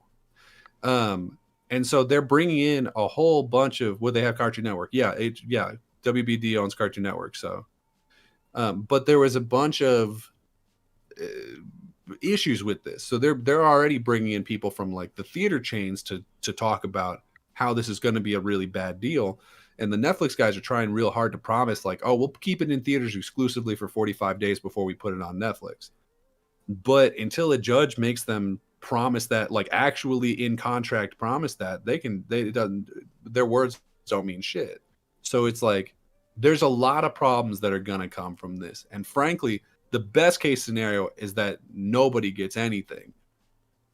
And then if that's the case, Netflix has to pay like, I think it's like $3 billion or some shit to Warner Brothers for a breakup fees, basically for wasting their time. So that's the best case scenario. I don't know how likely it is, but it's becoming more likely, because if it's already an issue of monopoly, that's not a question. But then also the U.S. government and several other foreign governments are against it. And that's going to make it take, if nothing else, a long ass time. Yep. So I wouldn't expect anything of value or like, concrete anything to happen with this deal until at least the end of next year. Like, this is going to take forever. It's going to be like Activision Blizzard all over again. I think it's going to be more. Yeah. Yeah. Though that being said, like, one of the very interesting things here is that, like, the Trump administration can try to block it all they want. They still do have to go through a judge. Like, yes. And the FTC. Right. Or the Department of Justice could sue as well. Doesn't necessarily have to go through the FTC. The Department of Justice is like, it is owned at this point, Pam Bondi is basically owned by Trump and therefore the Ellis family. So like, they'll get involved to some extent. I know he said the other day that he wasn't. He's full of shit. He's a big liar. So I don't know, but it's not even necessarily the American government that I think will be the one to block it, because this is a global thing. So it has to, again, like Activision, it has to go through all the other ones. And like England's going to have some issues with this. Everyone's going to have issues with this. So we'll see what comes from it. But regardless, it's going to be one of those ones like Activision again, that we're going to keep getting new updates about this for ages. That's what I said. Yeah. I was having this talk with Everborn. Shout out to Everborn. And that was my contention. It's going to probably be years in the making of this discussion, possibly. Oh, but, yeah. The Ellisons, this was like their 9th attempt here. They're crazy. They're going for it They're hard. Really going for it. And I've been advocating, like I have been talking. Excuse me, I've been advocating. I have been like vehemently against it, because the Ellisons, as we know, anybody that's paying attention, they're trying to get it dominate all possible ways of controlling the news and media, and these dudes are fairly right wing, and I think that getting that, and they want the state kind of media thing. I don't trust them. I don't trust them with this in any fashion, really. I don't like the direction they're going with things, and I would prefer Netflix over them. I mean, if we could, I prefer them not to have to be bought off, but since that is out of the window, I think Netflix will be the smarter choice, personally. It's definitely the smart choice. If we can just get that breakup fee, that $3 billion breakup fee, and just give it to the dickhead in charge who wants to sell so bad, because we know, even though he hasn't said it, we know that the two people at the top of like the DC section, they don't want to sell. Zaslav and James Gunn for sure, and then Zaslav also. But there's a guy above them who's like, yeah, sell it, because in the world that we built with these like huge tech companies, which this technically counts, is like they're not looking to like pass the company on. When they want to retire, and this fucker does, they want to sell the thing off to new ownership, because that's how they get their money, even though they're already billionaires. And it's like, no, just pass it. Like, you don't need to sell the company for you to leave. That's not. It's not like and one more thing, like you don't have to check this off your bucket list. Like back in the day, a guy retired and we just got a new president. Like or CEO. Like that's how this used to work. And now it's everyone's got to sell, and that's why every new week at my job, we work with a bunch of banks. Last week, we had 2 different banks get bought by other banks. And now we're like, well, what does that mean for our deals with them? And the answer is no one knows. Our contacts at those banks don't know because it's fucking pointless. It's a waste of time. It's like, this is good for like 4 people at the very top of these companies. And everyone else is like, I don't know what this means for me, but it's going to be more work and a pain in the ass. That's what it's definitely going to be. So what is did you all see the rumored, like, because there's going to be redundancies and et cetera. Did they say or speculate on how many jobs will be lost depending on who gets as part of the merger? A lot more with Paramount than a lot more with Paramount than it would be with Netflix. Yeah. With Netflix. That was another thing that they were specifically bringing people in to like make sure. Like, and we'll see what ends up coming out of it. But I did see an article that was like, the judges are very specifically like, what can we do to try to mitigate job loss if this does go through? Mm-hmm. And the answer is nothing. Like, no matter what they do, there's going to be some amount of job loss, 100%. I just find it crazy that like we have this. I have this discussion sometimes with the fellas in GCP, and I stand firm to the thought that there should be nobody that's just a billionaire anymore. The way I'm looking at this world and seeing how these people who have all this funds and money and excess can do so much wrong in this world. And I look at business like this too, where these companies have ridiculous wealth and the CEOs and whatever, and all of them are bringing in double figure millions a year. And then I look at the little man always at the end of it, where they're being shafted at the end of it, being let go, fired, et cetera, et cetera. It is just tiresome to continuously see this. And we are seeing it not just in this Netflix situation, obviously, but in gaming. We are seeing it way too often, which we'll be leading to in a minute. And by the way, which we have to get to, by the way, it's just tiresome, man. And I'm just sick of seeing it. And to me, it seems to be that there needs to be some type of regulation put in place where these people are protected better. It just feels like I know like you're at will working basically, right? We're at will. So, but it just feels like everybody's just expendable to like ridiculous lengths when these companies are bringing in record profits and such. It's just kind of stupid to me to see this. It's absolutely ridiculous that we're talking about a bunch of companies where the people at the top, like the C-suite, are taking home hundreds of millions, if not billions of dollars. And then the people at the bottom of that company can't afford their rent or to get health insurance. And it's like, that shouldn't, like, I'm okay with billionaires existing in theory, but if the billionaire is at the top of it, like, how can you take home like an 8-figure bonus check at the end of the year when the people running your factories are in the situations when they're in? Right. Like there needs to be something where it's like, I don't know what it would even be. Like there needs to be some kind of like law about like, you can't make more than 1,000% more than your lowest paid employee or some shit. There's gotta be something. What we should have, obviously, is very clearly we should have had higher standards of pay rate, right, for people, right? That should have been changed a long time ago. We still need to do that. Like we're still sitting here, like not us, but Congress and such, where they won't raise the pay rate for people. Federal minimum. The minimum, rate wages, and meanwhile, I think they've raised their own pay wages. I think some ridiculous like 20 or 30 times or something like that. I forgot the last time I looked at it I forgot how much it was, but they've raised their own pay rate all those times in the meantime. Also, keep in mind, these people have, incredible health care that won't ever go away for them. They even once they leave Congress, from my understanding, they'll be continuously covered. Correct. Mind you, the people who work under them, not only some of them not qualify for health care, some of them actually are being so underpaid that they can qualify for SNAP. It's like, what world are we living in where the government, there's no protection for people, and people think, oh, it's entitlement. They try to name things to make it seem like it's something we shouldn't get. And I believe that in a society, especially one as rich as America, where we can do these things and we can have universal health care, better pay, college taken care of, we should be doing these things. And people think like, oh, the government shouldn't be doing it. Yes, the government should. The government absolutely should be invested in making its people better.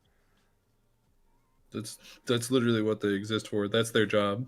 Yeah, it's just, but people have been so brainwashed and conditioned to think, oh no, little government, you're not supposed to have any help. And no, forget that. I'm trying not to curse. Skip that. It's like that's the wrong mindset to have. But I know like we're in this capitalistic society. I get it. And America being one of the biggest, but it's gotten ridiculous, man. We are at the end point of it right now. Like I think the next thing I know, we're gonna be in a damn coal mines or something somewhere or something like that's whatever. They are trying real hard to bring back coal. Yeah. Did you see the fucker built? What's that? He built a statue for himself because he brought back coal. That's not even a joke. That happened. He built a statue? There's a statue of him that's like the king of coal or something. I didn't know it's like that. a big shiny ass gold statue. I didn't even know that. Yeah, because he's like, because he hates windmills or whatever, because he's like, oh, I hate. He says that he hates it because they're killing birds, which they're not, by the way. Right? That's what he thinks. He's a dumbass. He also thinks that the real reason is because he doesn't like the way they look. Yeah. Yeah, he doesn't like being able to see them from his golf course. That's the real thing. Like when it all boils down to it, that's the big thing. And so he's like, well, renewable energy, we gotta get rid of that. And we can't use fossil fuels until we kidnap Venezuela because we don't have enough of it in our country, I guess. So what we're gonna do instead is we're gonna go back to coal. That was literally a thing he ran on. Was going back to coal. What's crazy is like all this talk of drill, baby drill. Like we had like record-breaking numbers of that, mind you, before that was even talked about. Like we were already doing that in crazy numbers. So like we are not short on drilling and all these other things. Anyway, I don't want to get into that because we'll devolve into something and I'll start venting. I just find it crazy though to continuously see all this stuff happening. These people who are making ridiculous. Like when is enough? That's the thing I go back to. Like for me, if I get $1 billion, you're never going to hear me complain again. I'm never going to be like, probably never going to hear from me again. You won't hear from me again either, maybe. Well, you might see me. You might see me styling on you, but you won't. That's what I was telling people at work. I said, hey man, if I disappear for a month and don't come back, it's because I won Survivor. If I disappear for a month and I come back, it's because I lost Survivor. Yeah. But it's like, I keep going back. Like if I won so much, if I had so much money, like I would be taking care of things. I still look at these multi-billionaires, the Jeff Bezoses, the Elon Musks, the Bilderbergs, the Bellagio's. I had to go to my the Bellagio, the Bilderbergs, and I go to these people who have all this crazy wealth, and it's like, yo, y'all could cure things in this world. Like America could be so much better off. You all keep talking about America first. Okay, then put your money where your mouth is. Take some of those billions you have and cure the ills of our society immediately. I just find it weird that that's not happening. And, I get people want, I have to take care of it. You're fine. Your family is fine. Your 13 kids that you had with all these other women are fine. You'll be okay. They'll be okay.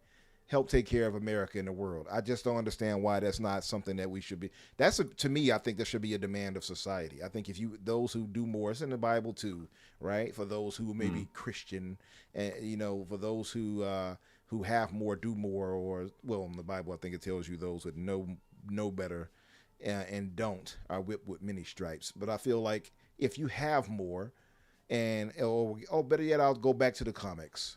Those with great power comes with great responsibility. How about that? You got all this money. With great power and great wealth comes great care and responsibility for the world. How about that? Do better for the world. I feel. Anyway, let's move off this because I'm gonna start preaching. What did we have any other one, or should we move on? Because it's 9 now. It's 9:12. Let's move to the main topic because I think absolutely fix the earth. What did he say? Nerd said, if you see Umbra producing Christmas albums every year, you know he got his billion. Yeah. I'm gonna be up in there singing Mariah Carey songs and such, and Boyz II Men. Let it snow. Let it snow. Anywho, moving to the main topic of discussion, and Crusader, I guess we'll lead with you, brother, because I know this was Lord. Yeah, well, I mean, this was a particular strong point for you, and this was partly why you're here tonight, because you were, I think, really tired, and this motivated you to come I had a bad migraine. I had a bad migraine. We got it to go away. Actually, just like within the last hour. Yeah. Got you. So we had the What the fuck? What happened? Why are we going? Oh, I'm sorry. You want to intro it? You want to intro it? I can wait. Yeah, let me intro it. Intro it. I'm thinking you stepped on something or something over there. I looked away like, huh? What happened? So we had this news break today, and it's crazy timing, because I was thinking, like, what do we talk about tonight as far as main topics? And sure enough, it had to be something terrible. And going to the point we were just discussing, and Sony shuts down video game studio Bluepoint. The PlayStation subsidiary previously made remakes of games like Demon's Souls. This is from Bloomberg by Jason Schreier. Sony's Group Corporation is shutting down Bluepoint Games, the PlayStation subsidiary responsible for developing remakes of video games such as Demon's Souls. Roughly 70 employees will lose their jobs amid the studio closure, a PlayStation spokesperson said, writing in a statement that the decision was made following a recent business review. Bluepoint will officially shutter next month. Bluepoint Games is an incredible, talented team, and their technical expertise has delivered exceptional experiences for the PlayStation community, the spokesperson said. We thank them for their passion, creativity, and craftsmanship. Founded in 2006, the Austin-based studio was known for developing high-end remakes of older games such as Uncharted and The Shadow of Colossus for modern platforms. Sony acquired Bluepoint in 2021, shortly after the successful release of Demon's Souls on PlayStation 5, and tasked it with co-developing 2022's God of War Ragnarok. So that is pretty crazy. Following the game, Bluepoint began working on a live service God of War game, Bloomberg previously reported, but it was canceled in 2025 in January of last year. PlayStation said at the time that it was working with Bluepoint to determine the studio's next project. I'm going to guess that next project is the unemployment line. Crusader, I'll go with you. What do you make of this, brother? What's your feelings on this? All right, we're good. I'm going to start now. Yeah. What the fuck? There you go. There it is. We got it.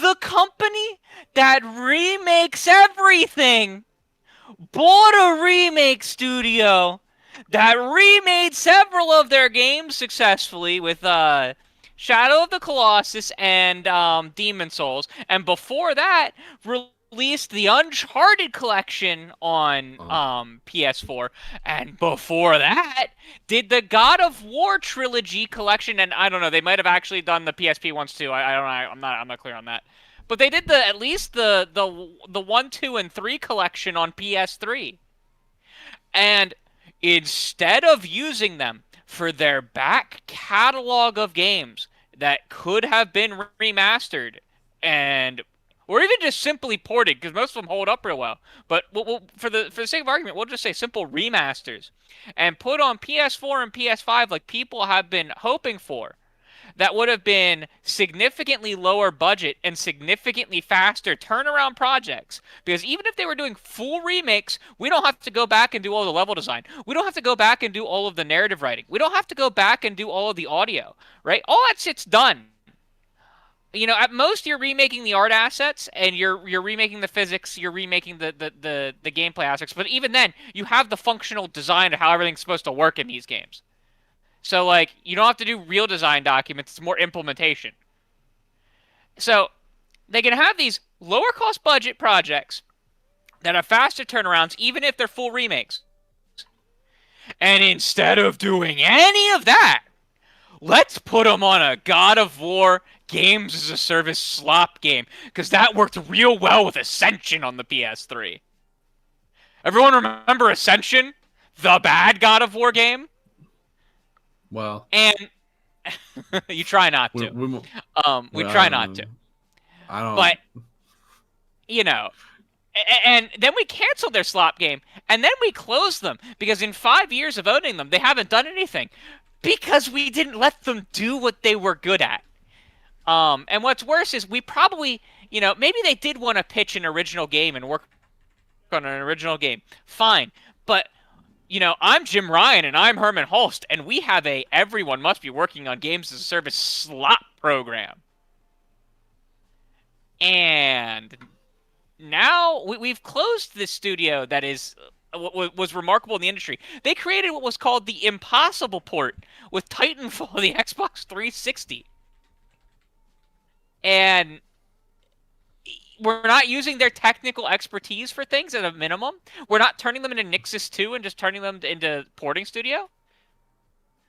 And Herman Holst has the gall to come out here and say it's troubling times and, budgets are ballooning and people aren't buying things. When this is a studio that can make lower budget costing products that you can sell at a lower rate to customers that might be willing to pay that lower rate, go fuck yourself. Resign in disgrace. It's crazy. Truly. It's actually crazy. I can't believe it. Let's think of all the PS3 things that they could be doing. Infamous 1 and 2. The Resistance trilogy. The Killzone trilogy. Jak and Daxter. SOCOM. So I'd say Jak and Daxter. Jak and Daxter's lower on the list because boy howdy did that get ported to the PS4 and then updated in the new emulator. Probably should be remade. Would be great if it was remade. Not a priority. But even still, yeah, you're right. Uncharted 1 also not a priority because it exists in the collection that Bluepoint put on the goddamn PS4. But Uncharted 1 could use a lot of work. That game is rough to play. But then we got all of the Ratchet and Clank PS2 games, all of the Ratchet and Clank PS3 games. There's 6 of them on the PS3 that were released exclusively for the PS3. Sly 4, the Sly Cooper collection. We just had those ported to the emulator, so again, not a huge priority for me. But Sly 1 through 4, right? Those are all really good games. Sly 4 maybe not as good as the other ones, but it's still really good. Did I say SOCOM? You wanted a live service game? Could have had them remake the SOCOM games in an MCC style collection. Yeah. Why they are working on the God of War remaster? Now, I didn't expect them to be, because their name showed up nowhere in that announcement. Now we absolutely know why. I figured their assets were going to be reused from their Greek-era God of War live service game. Well, they did the last God of War collection. Yeah, right. So they had a lot of experience working on this, and we announced a new one, and then we said, we don't need those guys. Yeah. And get them out of here. I don't like looking at them.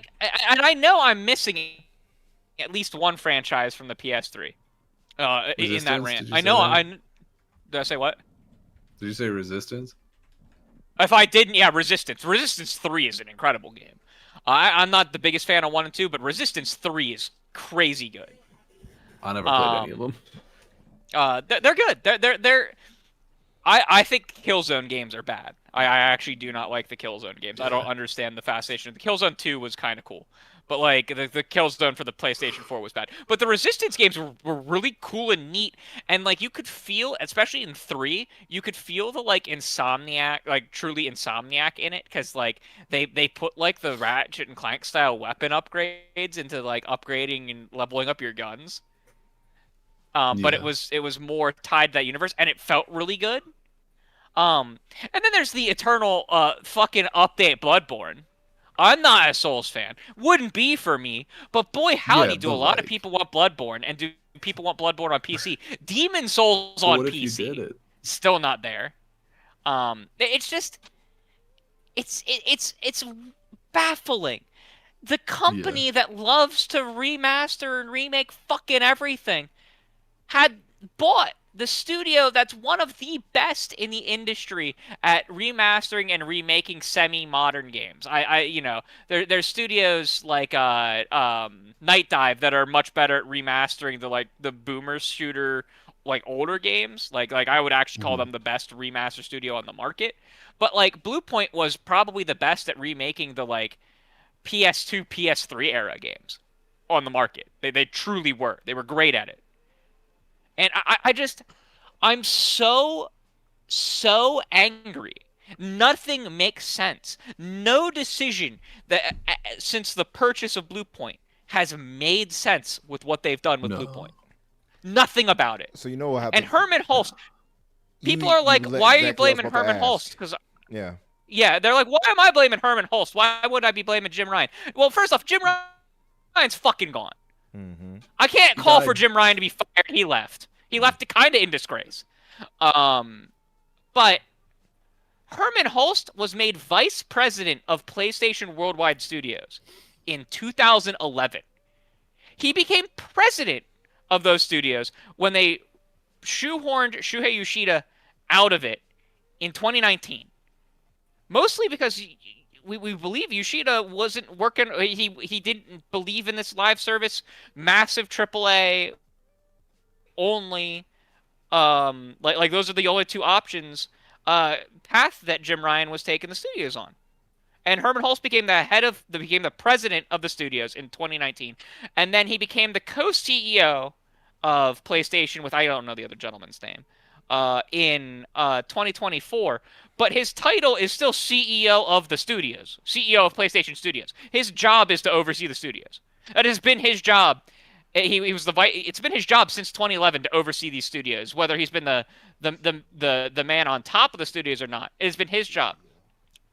When Jim Ryan or whoever else, whatever CEOs before Ryan were above him, it was his job to implement their vision for the studios. So he's as much responsible for this as Jim Ryan is. Because he either didn't resist it enough or didn't implement it well enough to at least get successful live service games, or to even get a handful of successful live service games. No, he ruined a bunch of the studios by putting them all on this fucking slot.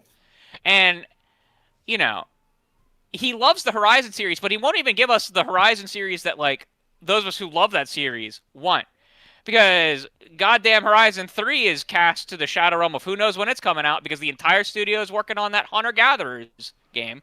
That was also a whatchamacallit special, Jason Schreier special, saying that, to his understanding, almost the entirety of Guerrilla is working on the Horizon Monster Hunter-like game. What? They're not working on 3? That's 3 is in development, but it is a long ways off, and most of the studio is not working on it. Most of the studio is working on that multiplayer game. That shit's cooked. Truly. I don't think Horizon. I don't think it looks terrible. I know it got some real heat, but I don't think it's going to be we did it. This is the one that was successful. You know what I mean? Yeah, I think it's gonna. So I don't think Marathon's gonna fail. I think Marathon's gonna not do the numbers they want it to. I think Marathon's gonna come out and do okay numbers. And I think that Horizon game is gonna be in the exact same situation where it's gonna do okay numbers. It'll make its budget back, but it's not gonna be the darling that they want it to be. At this point, the numbers that the people at the top are going to be expecting from these games are not going to be realistic at all, because they're going to be we put however many millions of dollars into this game as a service push, and we haven't put any of the fucking games out. Yeah, so these have to make up for all the money we put into the canceled shit too. They canceled Deviation's game. They canceled another third-party game that I can't remember. They canceled. It was another another FPS. Concord failed. They canceled and they closed that studio. They canceled the Twisted Metal gas game that was supposed to come out. They canceled the Ben Studio one.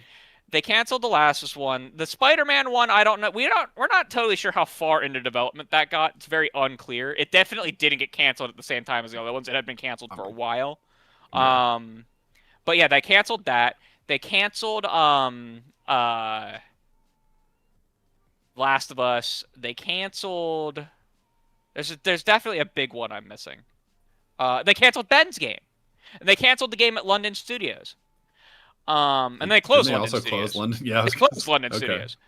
Yeah, they've closed like it's got to be 4 or 5 studios in the last couple of years. Yeah, there was a couple that were like weird mobile or no name ones, but they canceled London. They closed Japan. Pixel Opus. They closed Pixel Opus. That one annoyed me a lot actually, because I was like. And then they closed 2 weird ones whose names I don't know. And, some people are saying that, well, it's because Bluepoint had nothing to show after 5 years. And, and there was no games that were released. And it's like, well, whose fucking fault is that? You put them on a fucking game that and some will say, but they, like, the argument may be like, oh, well, they pitched this to us. And I'm like, well, yeah, but did you tell them they had to pitch a game as a service and that's what they came up with? Exactly. Or were they allowed to pitch whatever they wanted? Because I will not believe a single executive word that will that says that they were allowed to pitch whatever they wanted. I do not believe that this studio pitched its first non-remaster remake game to be a live service God of War Greek game. I'm pretty sure they do unbelievable. Do we have confirmation that they were the ones working on the God of War one? Because that's crazy. 100% confirmed. Okay, that was stated a while back by Jason. Yeah, when the game I knew was that there was one being being made. I just didn't remember who was working on it. It was at Bluepoint. That's stupid. And no, the only other thing Bluepoint has done while they have been owned by PlayStation was do support work for Ragnarok. I guess that makes some sense. But yeah, that was the thing that threw me off too, because for some reason I was thinking that they bought them like while Demon Souls was in development. No, they bought it like a year after it came out. So they bought this studio and then they said, hey, don't do the thing that you do. Do something stupid. They accidentally tweeted a banner I think it was like 6 months before the acquisition that said "Welcome to the family, Bluepoint." Welcome to the family, son. And so we knew it was coming. It's mind-boggling how many of these games have failed at PlayStation, and how many of these studios have had to suffer for these horrible choices led by Herman Hulst and Jim Ryan. It's what's crazy? Today was truly interesting because I've never seen such unanimous disgust from the gaming community outside of when Xbox closed Tango. That was probably the only other time I have seen as much confusion. Well, and they didn't even close Tango. They just sold them off to people who suck shit. They certainly did close them, and then like 3 months later, they're like, wait, we're selling them. Somebody mentioned that in the chat. Who was that mentioned that? Couldn't they? Oh, I think it was Black John. He said, couldn't they do this the same way and sell them off? Who would buy them? They don't have any IP. Like Toys for Bob. I mean, if it depends somebody on how who already has them, right? Some people are obviously calling for Microsoft, which is probably the wrong people at this point. Sony's not going to sell for their remakes. That would be quality, but it would be though. It would be a shame. The only people that I could see 2 groups maybe wanting to purchase them. That could, because like again, PlayStation's not going to sell them to Microsoft. I don't ever see that happen. No, they wouldn't sell them to Microsoft. But I could see Nintendo, because Nintendo has a need for a lot of ports and remasters. Like that, like that's all they're doing. They have probably the largest back catalog of games. I don't think they would sell them to. But I don't see that happening. Yeah. I don't think that they would sell them to Xbox or Nintendo. The only other group that I could see that could want them is now I don't know if it's actually Atari is the main owner, but like how like Atari owns Night Dive and like there's a large group there. I could see them picking them up because then they'd have another studio in house to produce another form of remaster and that can be outsourced. Suggested Focus Entertainment. I wouldn't be against that. Yeah. It would have had to have been some bigger publisher that already has IP that they can just be like do that one again. Yeah. That would have to be or that has a lot of contacts with a lot of major publishers and could be like. The best thing even if they were just let go, they were just like, hey, what if you're your own company now, like Toys for Bob? They could partner up with Konami's shopping this shit around. Oh man, that would still require a lot of. there's a lot of studios that would shop their stuff around. Microsoft would shop their stuff around. How PlayStation might even shop their stuff around to them. Like Microsoft shopped picked up the publishing for Toys for Bob's independent game. Yeah. Right. That was part of their release anyway, though. But you have to have people within the studio that, because like I believe I don't know if the founders of Bluepoint are even still there prior to closure. And if they're not, then who has the money? Well, like within the studio to buy them out independent, because that's going to let them go independent. He said, "What about Sega?" He said, "F it, let's get weird." Yeah. Give them the Sega. Sega actually does have a ton of IP that they could do work on. And but Sega's been selling off most of their Western stuff. That is true. Again, and that's like I would say Square Enix has a trillion things that could be redone. Imagine but Square Enix also sold them all doing their Western. remakes for Shenmue 1 through 3. Right. I know 3 people. No. do 3 as well. But like, unlike Toys for Bob and unlike some of the other one, well, I guess because like the only case that we have of them actually being sold is Tango, and Tango was sold with a few of its IPs, not all of them. Microsoft held a bunch of them, but they were sold with some of their value. Bluepoint doesn't really have value outside of their staff and the technical expertise of their staff, right? There's no IP owned by it, and that makes it a much harder sell. We could see them do a thing like how Black Isle did, though. I could see that still being the case, where they they were shut down, but then they're like, "What if we were just the same company, but now we're a different guy?" Yeah, and like I could see other companies coming in and hiring them up for their expertise and founding a new studio not Bluepoint. That's far more likely, because why would you bother buying this studio when you could just hire all of the employees and form a new one? Yeah. Like, because there's like the only thing you'd be buying them would be their brand name. And is their brand name actually that important in this case? Not really. I would say, you just open the door of the Bethesda office across the street. It wouldn't be like the 8th time Bethesda has like done a hostile takeover of a goddamn. I'll say this. I don't know at this point that I would call it a hostile takeover. They got let go by some dickheads. I'll say, like, if we were looking at it like in any kind of, I guess, hypothetical that makes some sense, I would have said Microsoft, because it does make sense for Microsoft. The unfortunate part is that Microsoft is cutting people and firing people left and right as well. So I just don't think that would work. But if we have to look at IP that, but they will. I guarantee it. You think they would still do it? I mean, I don't know that they would buy specifically Bluepoint. Yeah. I don't know that they'll specifically hiring a bunch of these people. I mean, like, if you really think about it, think about all the IP that Sega is a great one. Capcom is another great one. Amazon wouldn't work because they got rid of all their stuff anyway.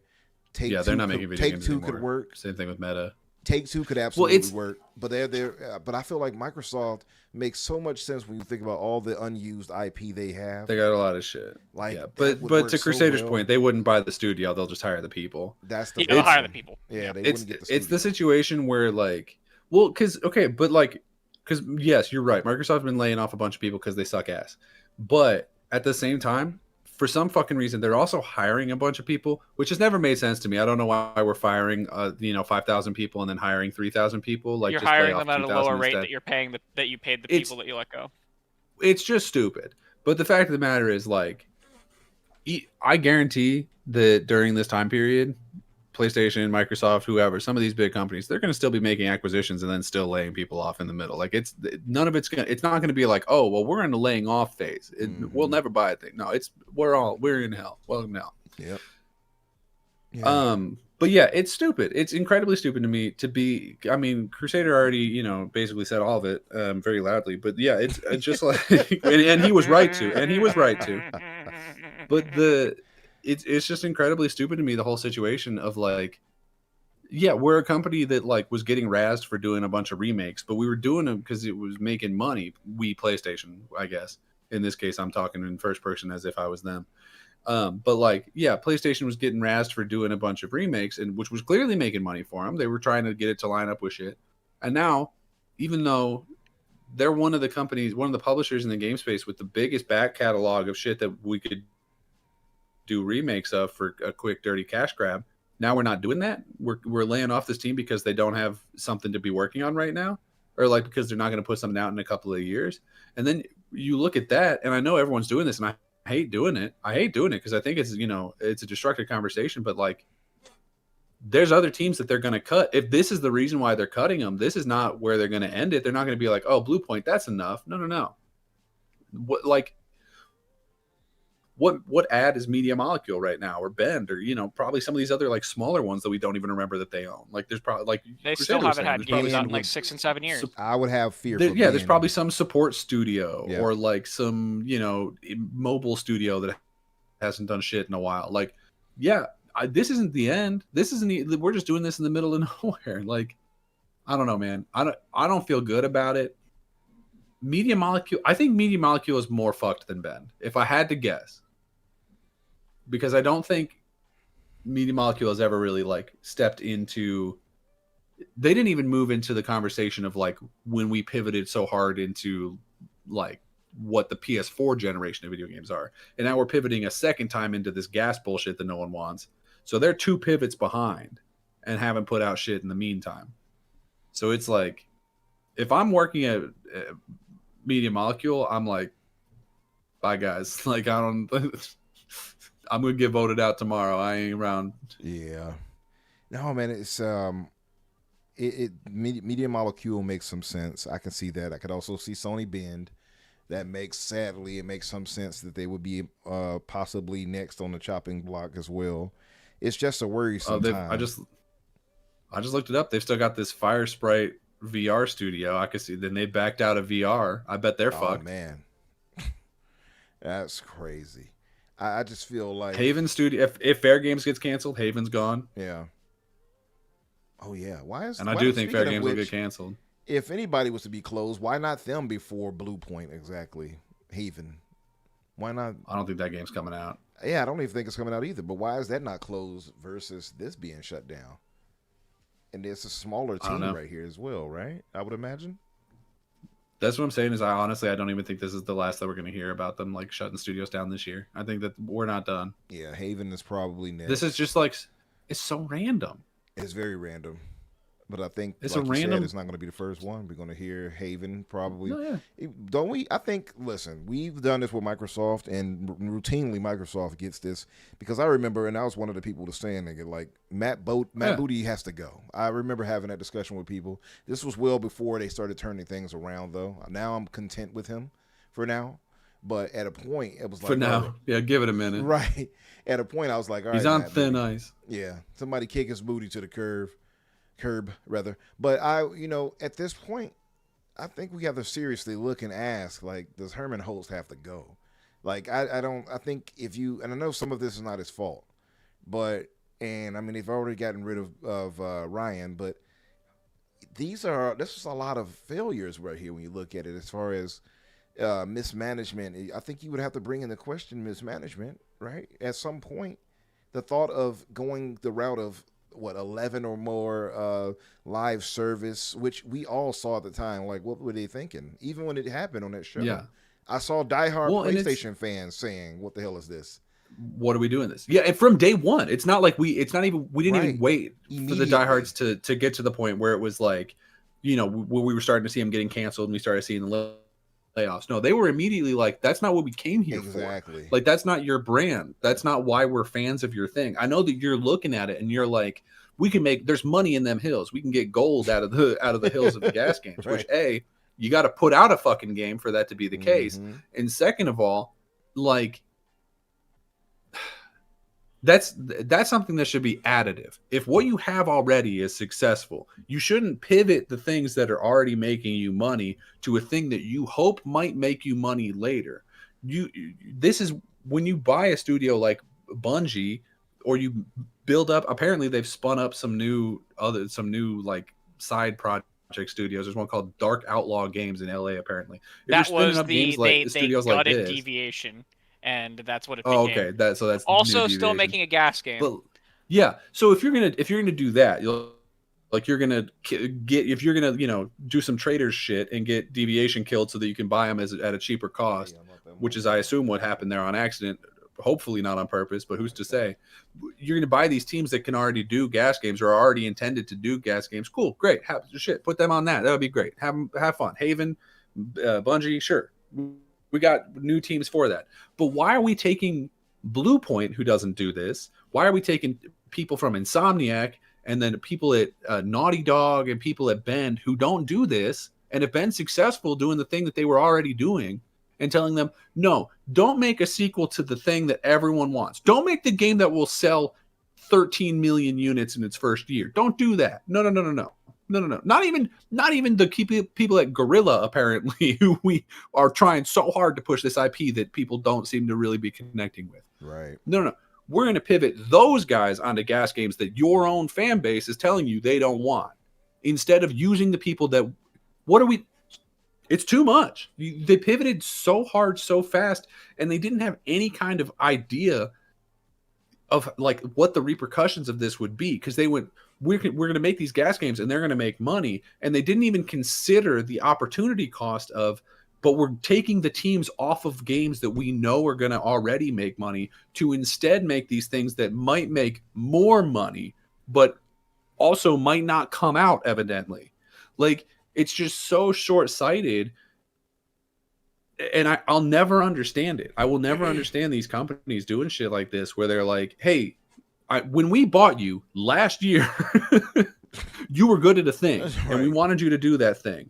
But some stuffed suit in wherever the hell or Herman Holst is at says now you're going to make a God of War gas game, despite the fact that we already got a God of War studio who's making really good shit, and nobody in the God of War community is asking for a gas game in that franchise.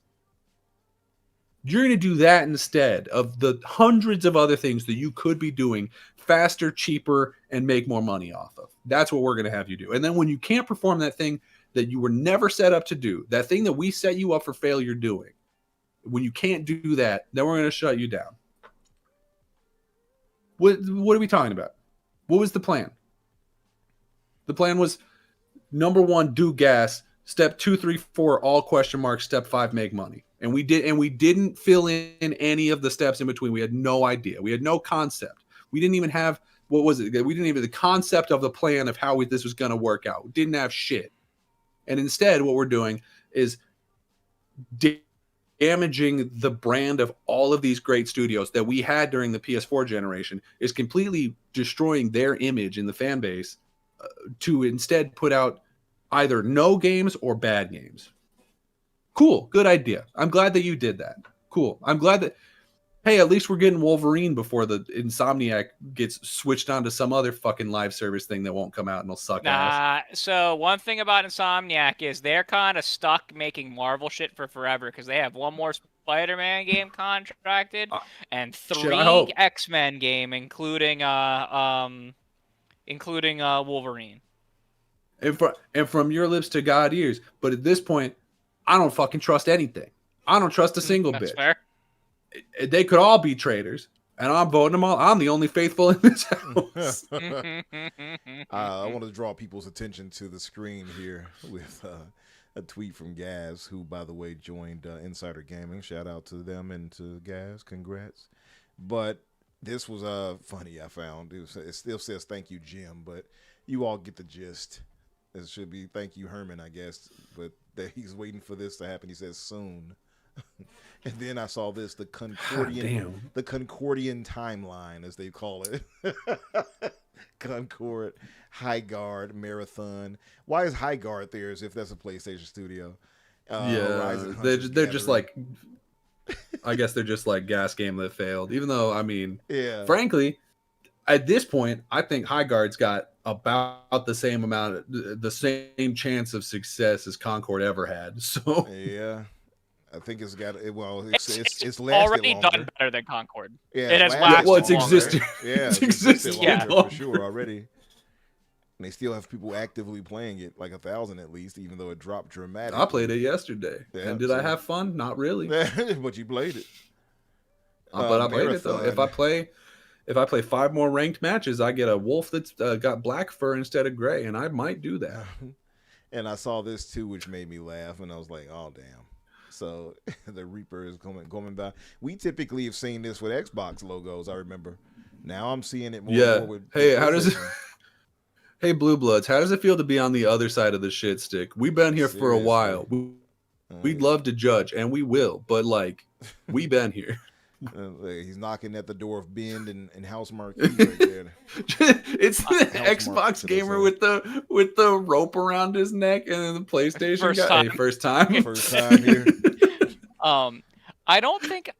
I think the reason I'm so physically upset by this and disgusted by this was I thought Bluepoint was going to be one of the best possible acquisitions and fits that I've ever seen, because they are the remake remaster studio for the company that loves to remake and remaster stuff and has a trillion things to remake. So true. And remaster. Makes no sense. Like, how do you?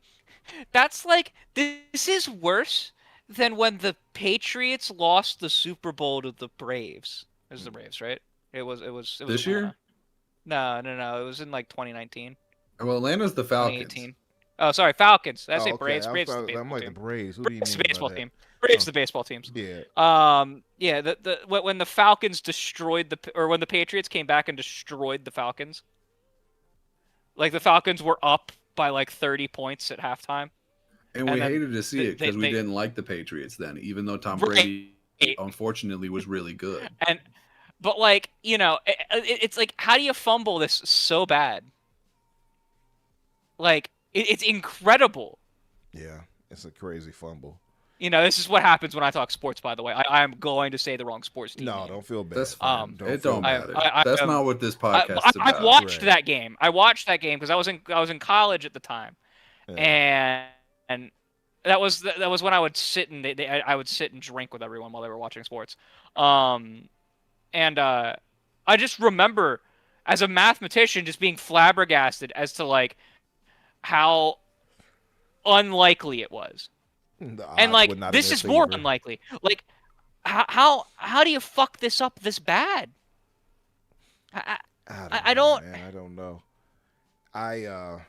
Like, this is gonna have ramifications. By the way, these cancellations and like continuing, because like they've canceled so much over the last couple of years, but these cancellations are going to have very long-term effects considering how long it takes to make games on PlayStation Studios. Yeah, it's gonna have massive impact. And then, you know, the amount of wasted money and wasted time. It's a lot of wasted money. That's what I'm saying. Yeah. The opportunity cost of taking your teams off of things that we know would be good and make money to instead put them on this other shit. It's not just the money that you're spending on making this new thing. It's the money that you're not making by making the old thing, and the time that you're wasting by not making the old thing. That's the biggest issue. Is like, it's not we staffed up these teams and we added a new, 50 people to make the fucking factions thing. Well, I guess they did a little bit, but you know what I mean? Like, it is on top of all of that. We've also taken people off this other shit and put them on things that we ended up not putting out or canceling as soon as they came out. In the case of Concord, it's an absolute shit show. It's embarrassing. It is embarrassing. Truly. Jay said in the chat, Nixus is the safest dev team at PlayStation. Maybe. Yeah, honestly, probably. Well, I mean, they're never going to close. Like, Insomniac they're fine, and like Naughty Dog is fine. Yeah, Insomniac, and Sony Santa Monica is fine. True. They just announced a new game. They're fine. We're good. They're fine. The big three and Nixus, I think you're right. Those are the safest ones. Anyone else? To be fair, though, they still could lay off people in the team, but not the whole studio. Yeah. Oh, yeah, for sure. Yeah. What's up, KC? Sad news. And I did see. Let me see if I can find that. I do want to highlight this brother's tweet. One of the team members. Oops, what did I press there? Sorry, give me 1 second. Let me find this tweet of his. I did want to highlight because, he gave a heartfelt response. Here it is. I found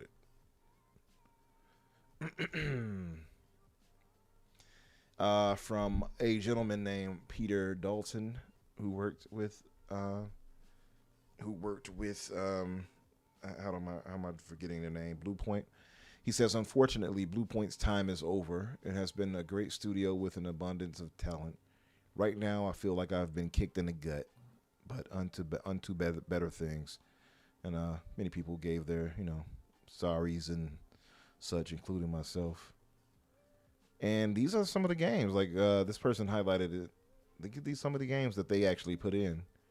From Demon Souls to Ico, Shadow of the Colossus, the God of War Collection, Flower, the Shadow of Colossus Remake, Metal Gear Solid HD Edition, Uncharted Nathan Drake Collection Remake, Gravity Rush Remastered.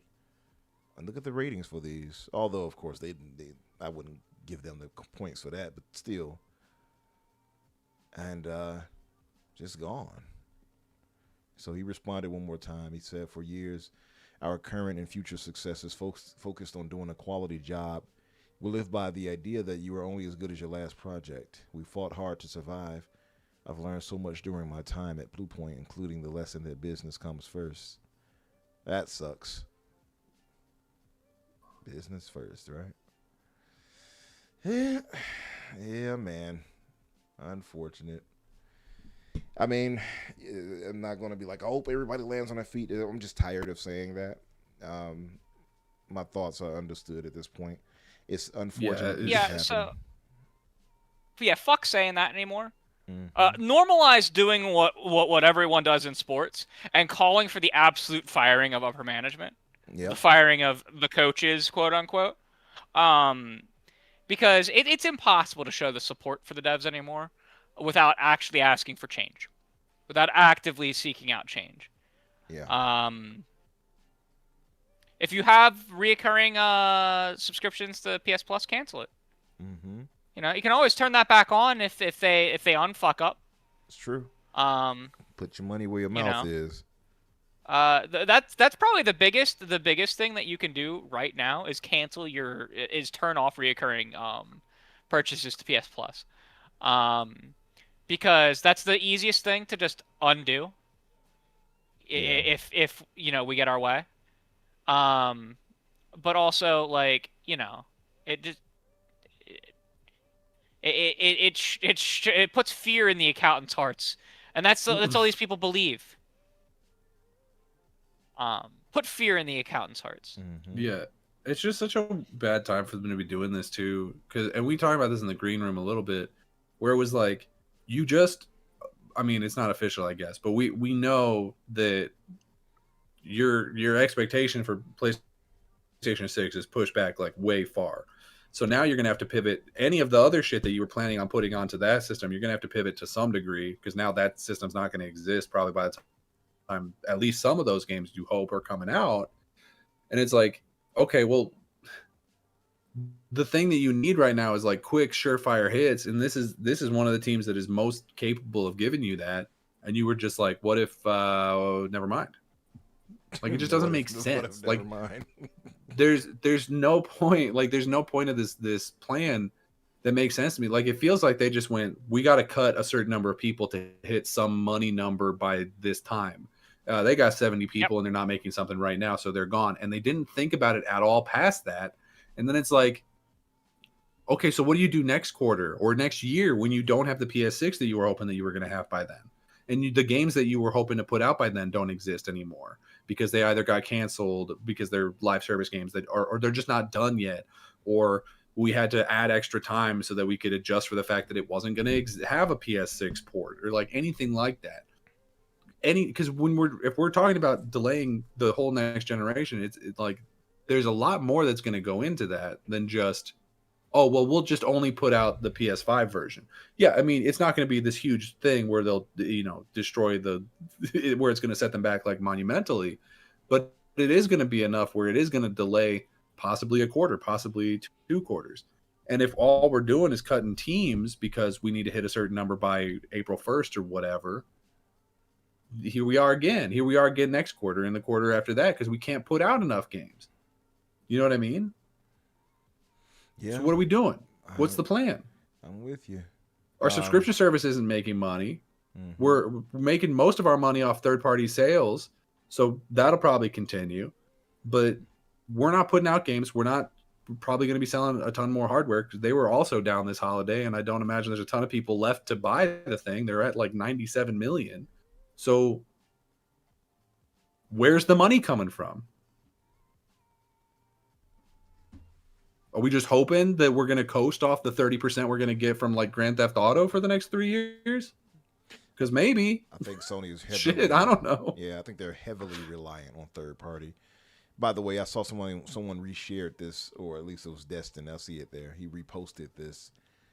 This was Herman Holst, congratulating and celebrating Bluepoint just 5 years ago. And he says that was when they bought him. The studio's brilliant recreation of Demon's Souls for the PS5 launch proves that Bluepoint Games knows PlayStation games inside and out. We are so excited to welcome them as the newest member of PlayStation Studios. Congratulations, or congrats at least, to everyone at Bluepoint Games. And he says, none of you saw this acquisition coming. Yeah, we didn't see this. We didn't see this coming either, actually. Well, so that the no one saw this acquisition coming is a joke, because like, yeah, they tweeted out the Welcome to the Banner family like 6 months prior. Yeah. Even before that, like if you were looking at like what are teams that are likely to be bought by PlayStation, it's like, well, that's one that they've worked with forever. By the way, if you all didn't know, I saw this tweet highlighting it. It's not much, but Bluepoint, by the time we had the Insomniac leak a year or two ago, whatever it was, they had only sold 7.6 million games. And I know it sounds crazy to say only like that, but it's relatively low considering the 3 titles, whatever that they were working on. And I guess because of that, well, not just that, it's considering all games. So from the Uncharted collection, Shadow of Colossus, Demon's Souls, Gravity Rush, Flower, PlayStation All-Stars Battle Royale for PS Vita. So no, it's not including all of those, because some of those they were support on. Yeah, they and the numbers only get attributed to the main studio. Yeah, according to the chart, they're adding them all together to say these were all the games that they worked on that garnered a total of 7.6 million sales for total. And they got a breakdown of the numbers of each title, apparently. I don't know what PlayStation or Microsoft in this regard would have to do to get things in order. I just feel like, man, no, Talos, he says, just like King David says, no PlayStation 6. Now I'm starting to worry if he might. Look, he said he's 98.9% right all the time. So maybe. Let me read this super chat. Shout out to my brother Assassin. He drops a generous $20 donation. Thank you, brother. He says, at what point does every gamer and developer just finally hit their breaking point and decide enough is enough? I can't explain how, but I believe that moment is coming soon. If change doesn't come, it becomes forced. Yeah, it's going to have to be a break, man. I look at it much, Assassin. I'm going to go back to politics a little bit. I feel like at a point, we're all going to hit a point where it's like enough, right? Where those that don't want to have to be forced into the thought of revolt and revolution, we're going to have that. And I know I don't want to make it like this is the biggest thing. We got comparable to freaking world, right? And politics, but yeah, I only relate that because politics are heavy on my mind. I've been watching one. Yeah. And I think I've been watching One Piece my whole life. The drums of liberation. The drums of liberation, right? Yeah. Liberation. And so I feel like you're right. It's going to be a point. And I think, though, what would have to be the revolt in this case would be like Crusader said, and that's us voting with our wallet. Just don't buy it. Don't buy. Complain to them. Tell them we're not supporting you. If you let it's gonna go be of hard. These teams, and that's because FOMO is going to override any of that. And then you got the casuals who. It's going to be hard when Wolverine comes out. Right. When Wolverine comes out, a lot of people are going to buy it anyway. True. And they're not going to care about. They're just not. Yeah. And that's okay. It's okay to be weak sometimes. Yeah. You don't have to vote with your wallet 12 every single time. Just, but just here and there, pick and choose. Just here and there. Just just spend 10% less than you used to. I think, which frankly, the way the economy is going, you're probably doing that already. Right. I think though, like, you know, because of the economy and how these people in the higher ups and, you know, so many of the problems of just the society we live in right now, I think that the stage of capitalism where we're at, they're going to end up undoing themselves. There's nothing we can do. Because now it's like they're expecting more and more and more. It just reminds me when we see these Square Enix updates, and we're like, "Oh, we expected to sell this." It's like, you expected them to sell that many copies, and then but this wasn't good enough, and it was like 8 million copies sold. It's like, that's a lot. Not good enough anymore. Like, I don't know. I feel like at a point, you know, the capitalism is going to be so extreme of what they expect, and then. I mean, I understand, too, that the cost of what they put into a project. I get it. And I think that goes back to the conversation we've all had about, you know, smaller games being made and things to that nature. I just don't know where to go with it, man. I don't know how it's going to work out. I just feel like we're going to continuously see more of this, unfortunately. Yeah. It's going to be, you know, so all of the big studios are doing it. Some of them are going to have enough money or time or foresight to be able to pivot away before they completely fuck themselves into the ground. Some will die, and they'll be replaced by the small new guys who are coming up in the ranks. And that's just what's going to end up happening. Like, between this bullshit and the AI bubble and the, you know, the RAM shortages making everything cost 400 times more, we're gonna see some casualties, and it's not just gonna be studios. Like, we're gonna see. I mean, we're already seeing it. EA just got bought by Saudi Arabia. Ubisoft's like weeks away from getting bought up by China. Like, we're gonna keep seeing shit like that, and they will effectively be dead. And then we're gonna have to see other people rise up and take the place. I mean, that is what is going to happen. Yeah, and it's gonna suck probably for a couple years in the middle there, but shit, man, all we can do is ride on through. That's it. I mean, these Bluepoint, you know, the thing is, it's only 70 of them, so it's possibly easier for them to land, or at least possibly pool together to start their own thing up, right? If no one picks them all up, maybe they can start their own, put their money in together, and start their own independent. You know, and I mean it in the truest sense of the word. It's like they could try to independently go their own way, maybe get some, you know, technical funding, if you will, from undesirable Tencent. I don't know. Maybe they would need it too. I don't know. But maybe they could go and strike it out on their own and have their new name or whatever the studio would be called, I guess, and try to get something going. I don't know. It just seems unfortunate to me. You would think I would have liked the idea that Sony would follow in Microsoft's footsteps, much as they did with Toys for Bob and with Tango, and allow them their freedom in some type of contracted way to make a game, but give them, but take them off their books. Something like that, I think, would have been preferable. That they can try to get out on their own and just try to partner up with people as they've been doing and co-develop games, or as well as remake them. That would have been a desirable outcome, which somebody I know did suggest some time ago. I think it was Black John. But yeah, man, it's just it's unfortunate, and I hate that we couldn't continuously see this type of news. I expect, like Danny said, if this is happening here and they're announcing this now, Haven Studios has to be somewhere on the chopping block. We know that Sony Ben could be on a chopping block. I don't know. We'll see. I think Housemarque, I know that was joked about, but this is, as you pointed out, Assassin, they do have Sorrows coming, and I don't think they're that big of a studio where they like, oh, we need to get rid of you or whatever. But then again, 70 people here with Bluepoint, so I don't know. I just don't know. But listen, folks, we have to get going. In particular, I have to get going. So Bye. Yeah, that's my thinking, John. Fair Games and Haven Studios. I just don't. I'm surprised they weren't closed already. Actually, I'm surprised that there has been no announcement of that. I swear to God, if we don't see that game by like whatever June something that they do, they don't do it around. They want to pretend that they're special, so they don't do it like during Summer Game Fest. They'll do it like before or after. Usually right before. But if we don't see Fair Games there, I think they're done. I think they're done. We already had Jade Raymond leave, and she was like the whole name value of that studio. Right.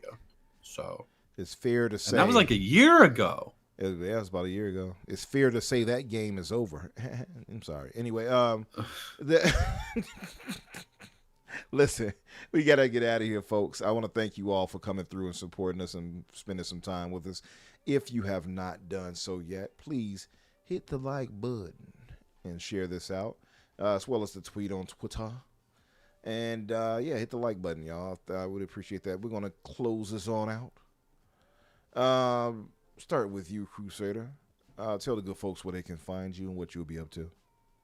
Yeah, you can find me at Crusader3456 on almost all social media. My link tree is in the description of this video. I'm gonna be playing a bunch of like Final Fantasy type stuff and Monster Hunter Stories and a bunch of classic games like that. Also, probably gonna be playing a little bit on my new Switch 2 that I bought because I'm afraid that they're going to like make that go up by a lot of money. Tell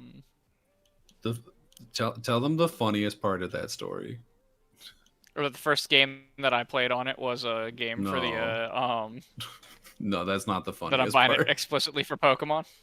No, it was the time it showed was up. Delivered by Amazon at 5 a.m. Yeah, middle of the night. They were like, it'll be here Amazon between driver. They were like, it'll be here between 4 and 8 a.m. And I'm like, what? Excuse me? Where am I going to be? But yeah, so I'll be talking about that stuff. All right. Yeah, great show tonight. Yeah, absolutely. And Daniel J. McG, tell the good folks where they can find you and what you'll be up to. You can find my podcast Ready Set Replay on YouTube and Spotify. We're taking a week off to get caught back up. We do that every 6 weeks. So that's what's going on. But we're nearing the end of Star Trek Season 2. If you're a Trekkie, we got some really cool stuff coming up about that. Trouble with Tribbles is like 2 episodes from now. We're very excited about it. We're also playing Chrono Cross, and then followed shortly by like Age of Empires. There's a ton of really cool stuff coming up on the channel. So I hope that you guys are looking forward to it. Nice. Nice. For the links for these gentlemen and everything like that, it's all in the description. I still need to put timestamps in for the last week. We did have a 3-hour plus show last week, and I think we're encroaching. Yeah, we just passed 3 hours and some minutes here for this one. So I'll try to do timestamps for both and just to get it out of the way. As for myself, Infinite Umbra or Umbra Infinite, you'll find me either way. I need to start posting the Bluesky, but my name is the same there. And yes, for myself, I'll be getting back to Yakuza 3, finishing that up. I have been asked to come through the what's their name? My girl Panda. Shout out to Red Dead Panda. Shout out to Nero. The ADS, that's it. Aim Down Sights podcast. They asked me to come by this Saturday, so I'll be coming by that. I believe that is at 6 o'clock Eastern, or maybe 7 o'clock Eastern. I'll have to check, but I'll post it on Twitter when I find out. Yeah, get to Kiwami, get through those, Black John. I got a bunch of other games I got to get through as well. But yeah, as far as in weekly Tuesdays, 12 o'clock Eastern for Boom's podcast, the Xbox Factor. That's myself, Boom, and Jamie Moran. And of course, back here with us on Thursdays, typically at 8 o'clock Eastern for The Fix. And yeah, man, thank you guys again for coming through and supporting us and being and just rocking with us. We could tell you all just rocking with us. It's not like you posted something like, "Oh, I came by to be nice." No, you all actually here with us, and we believe me, we appreciate it.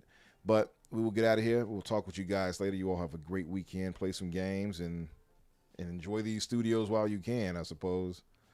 See you guys.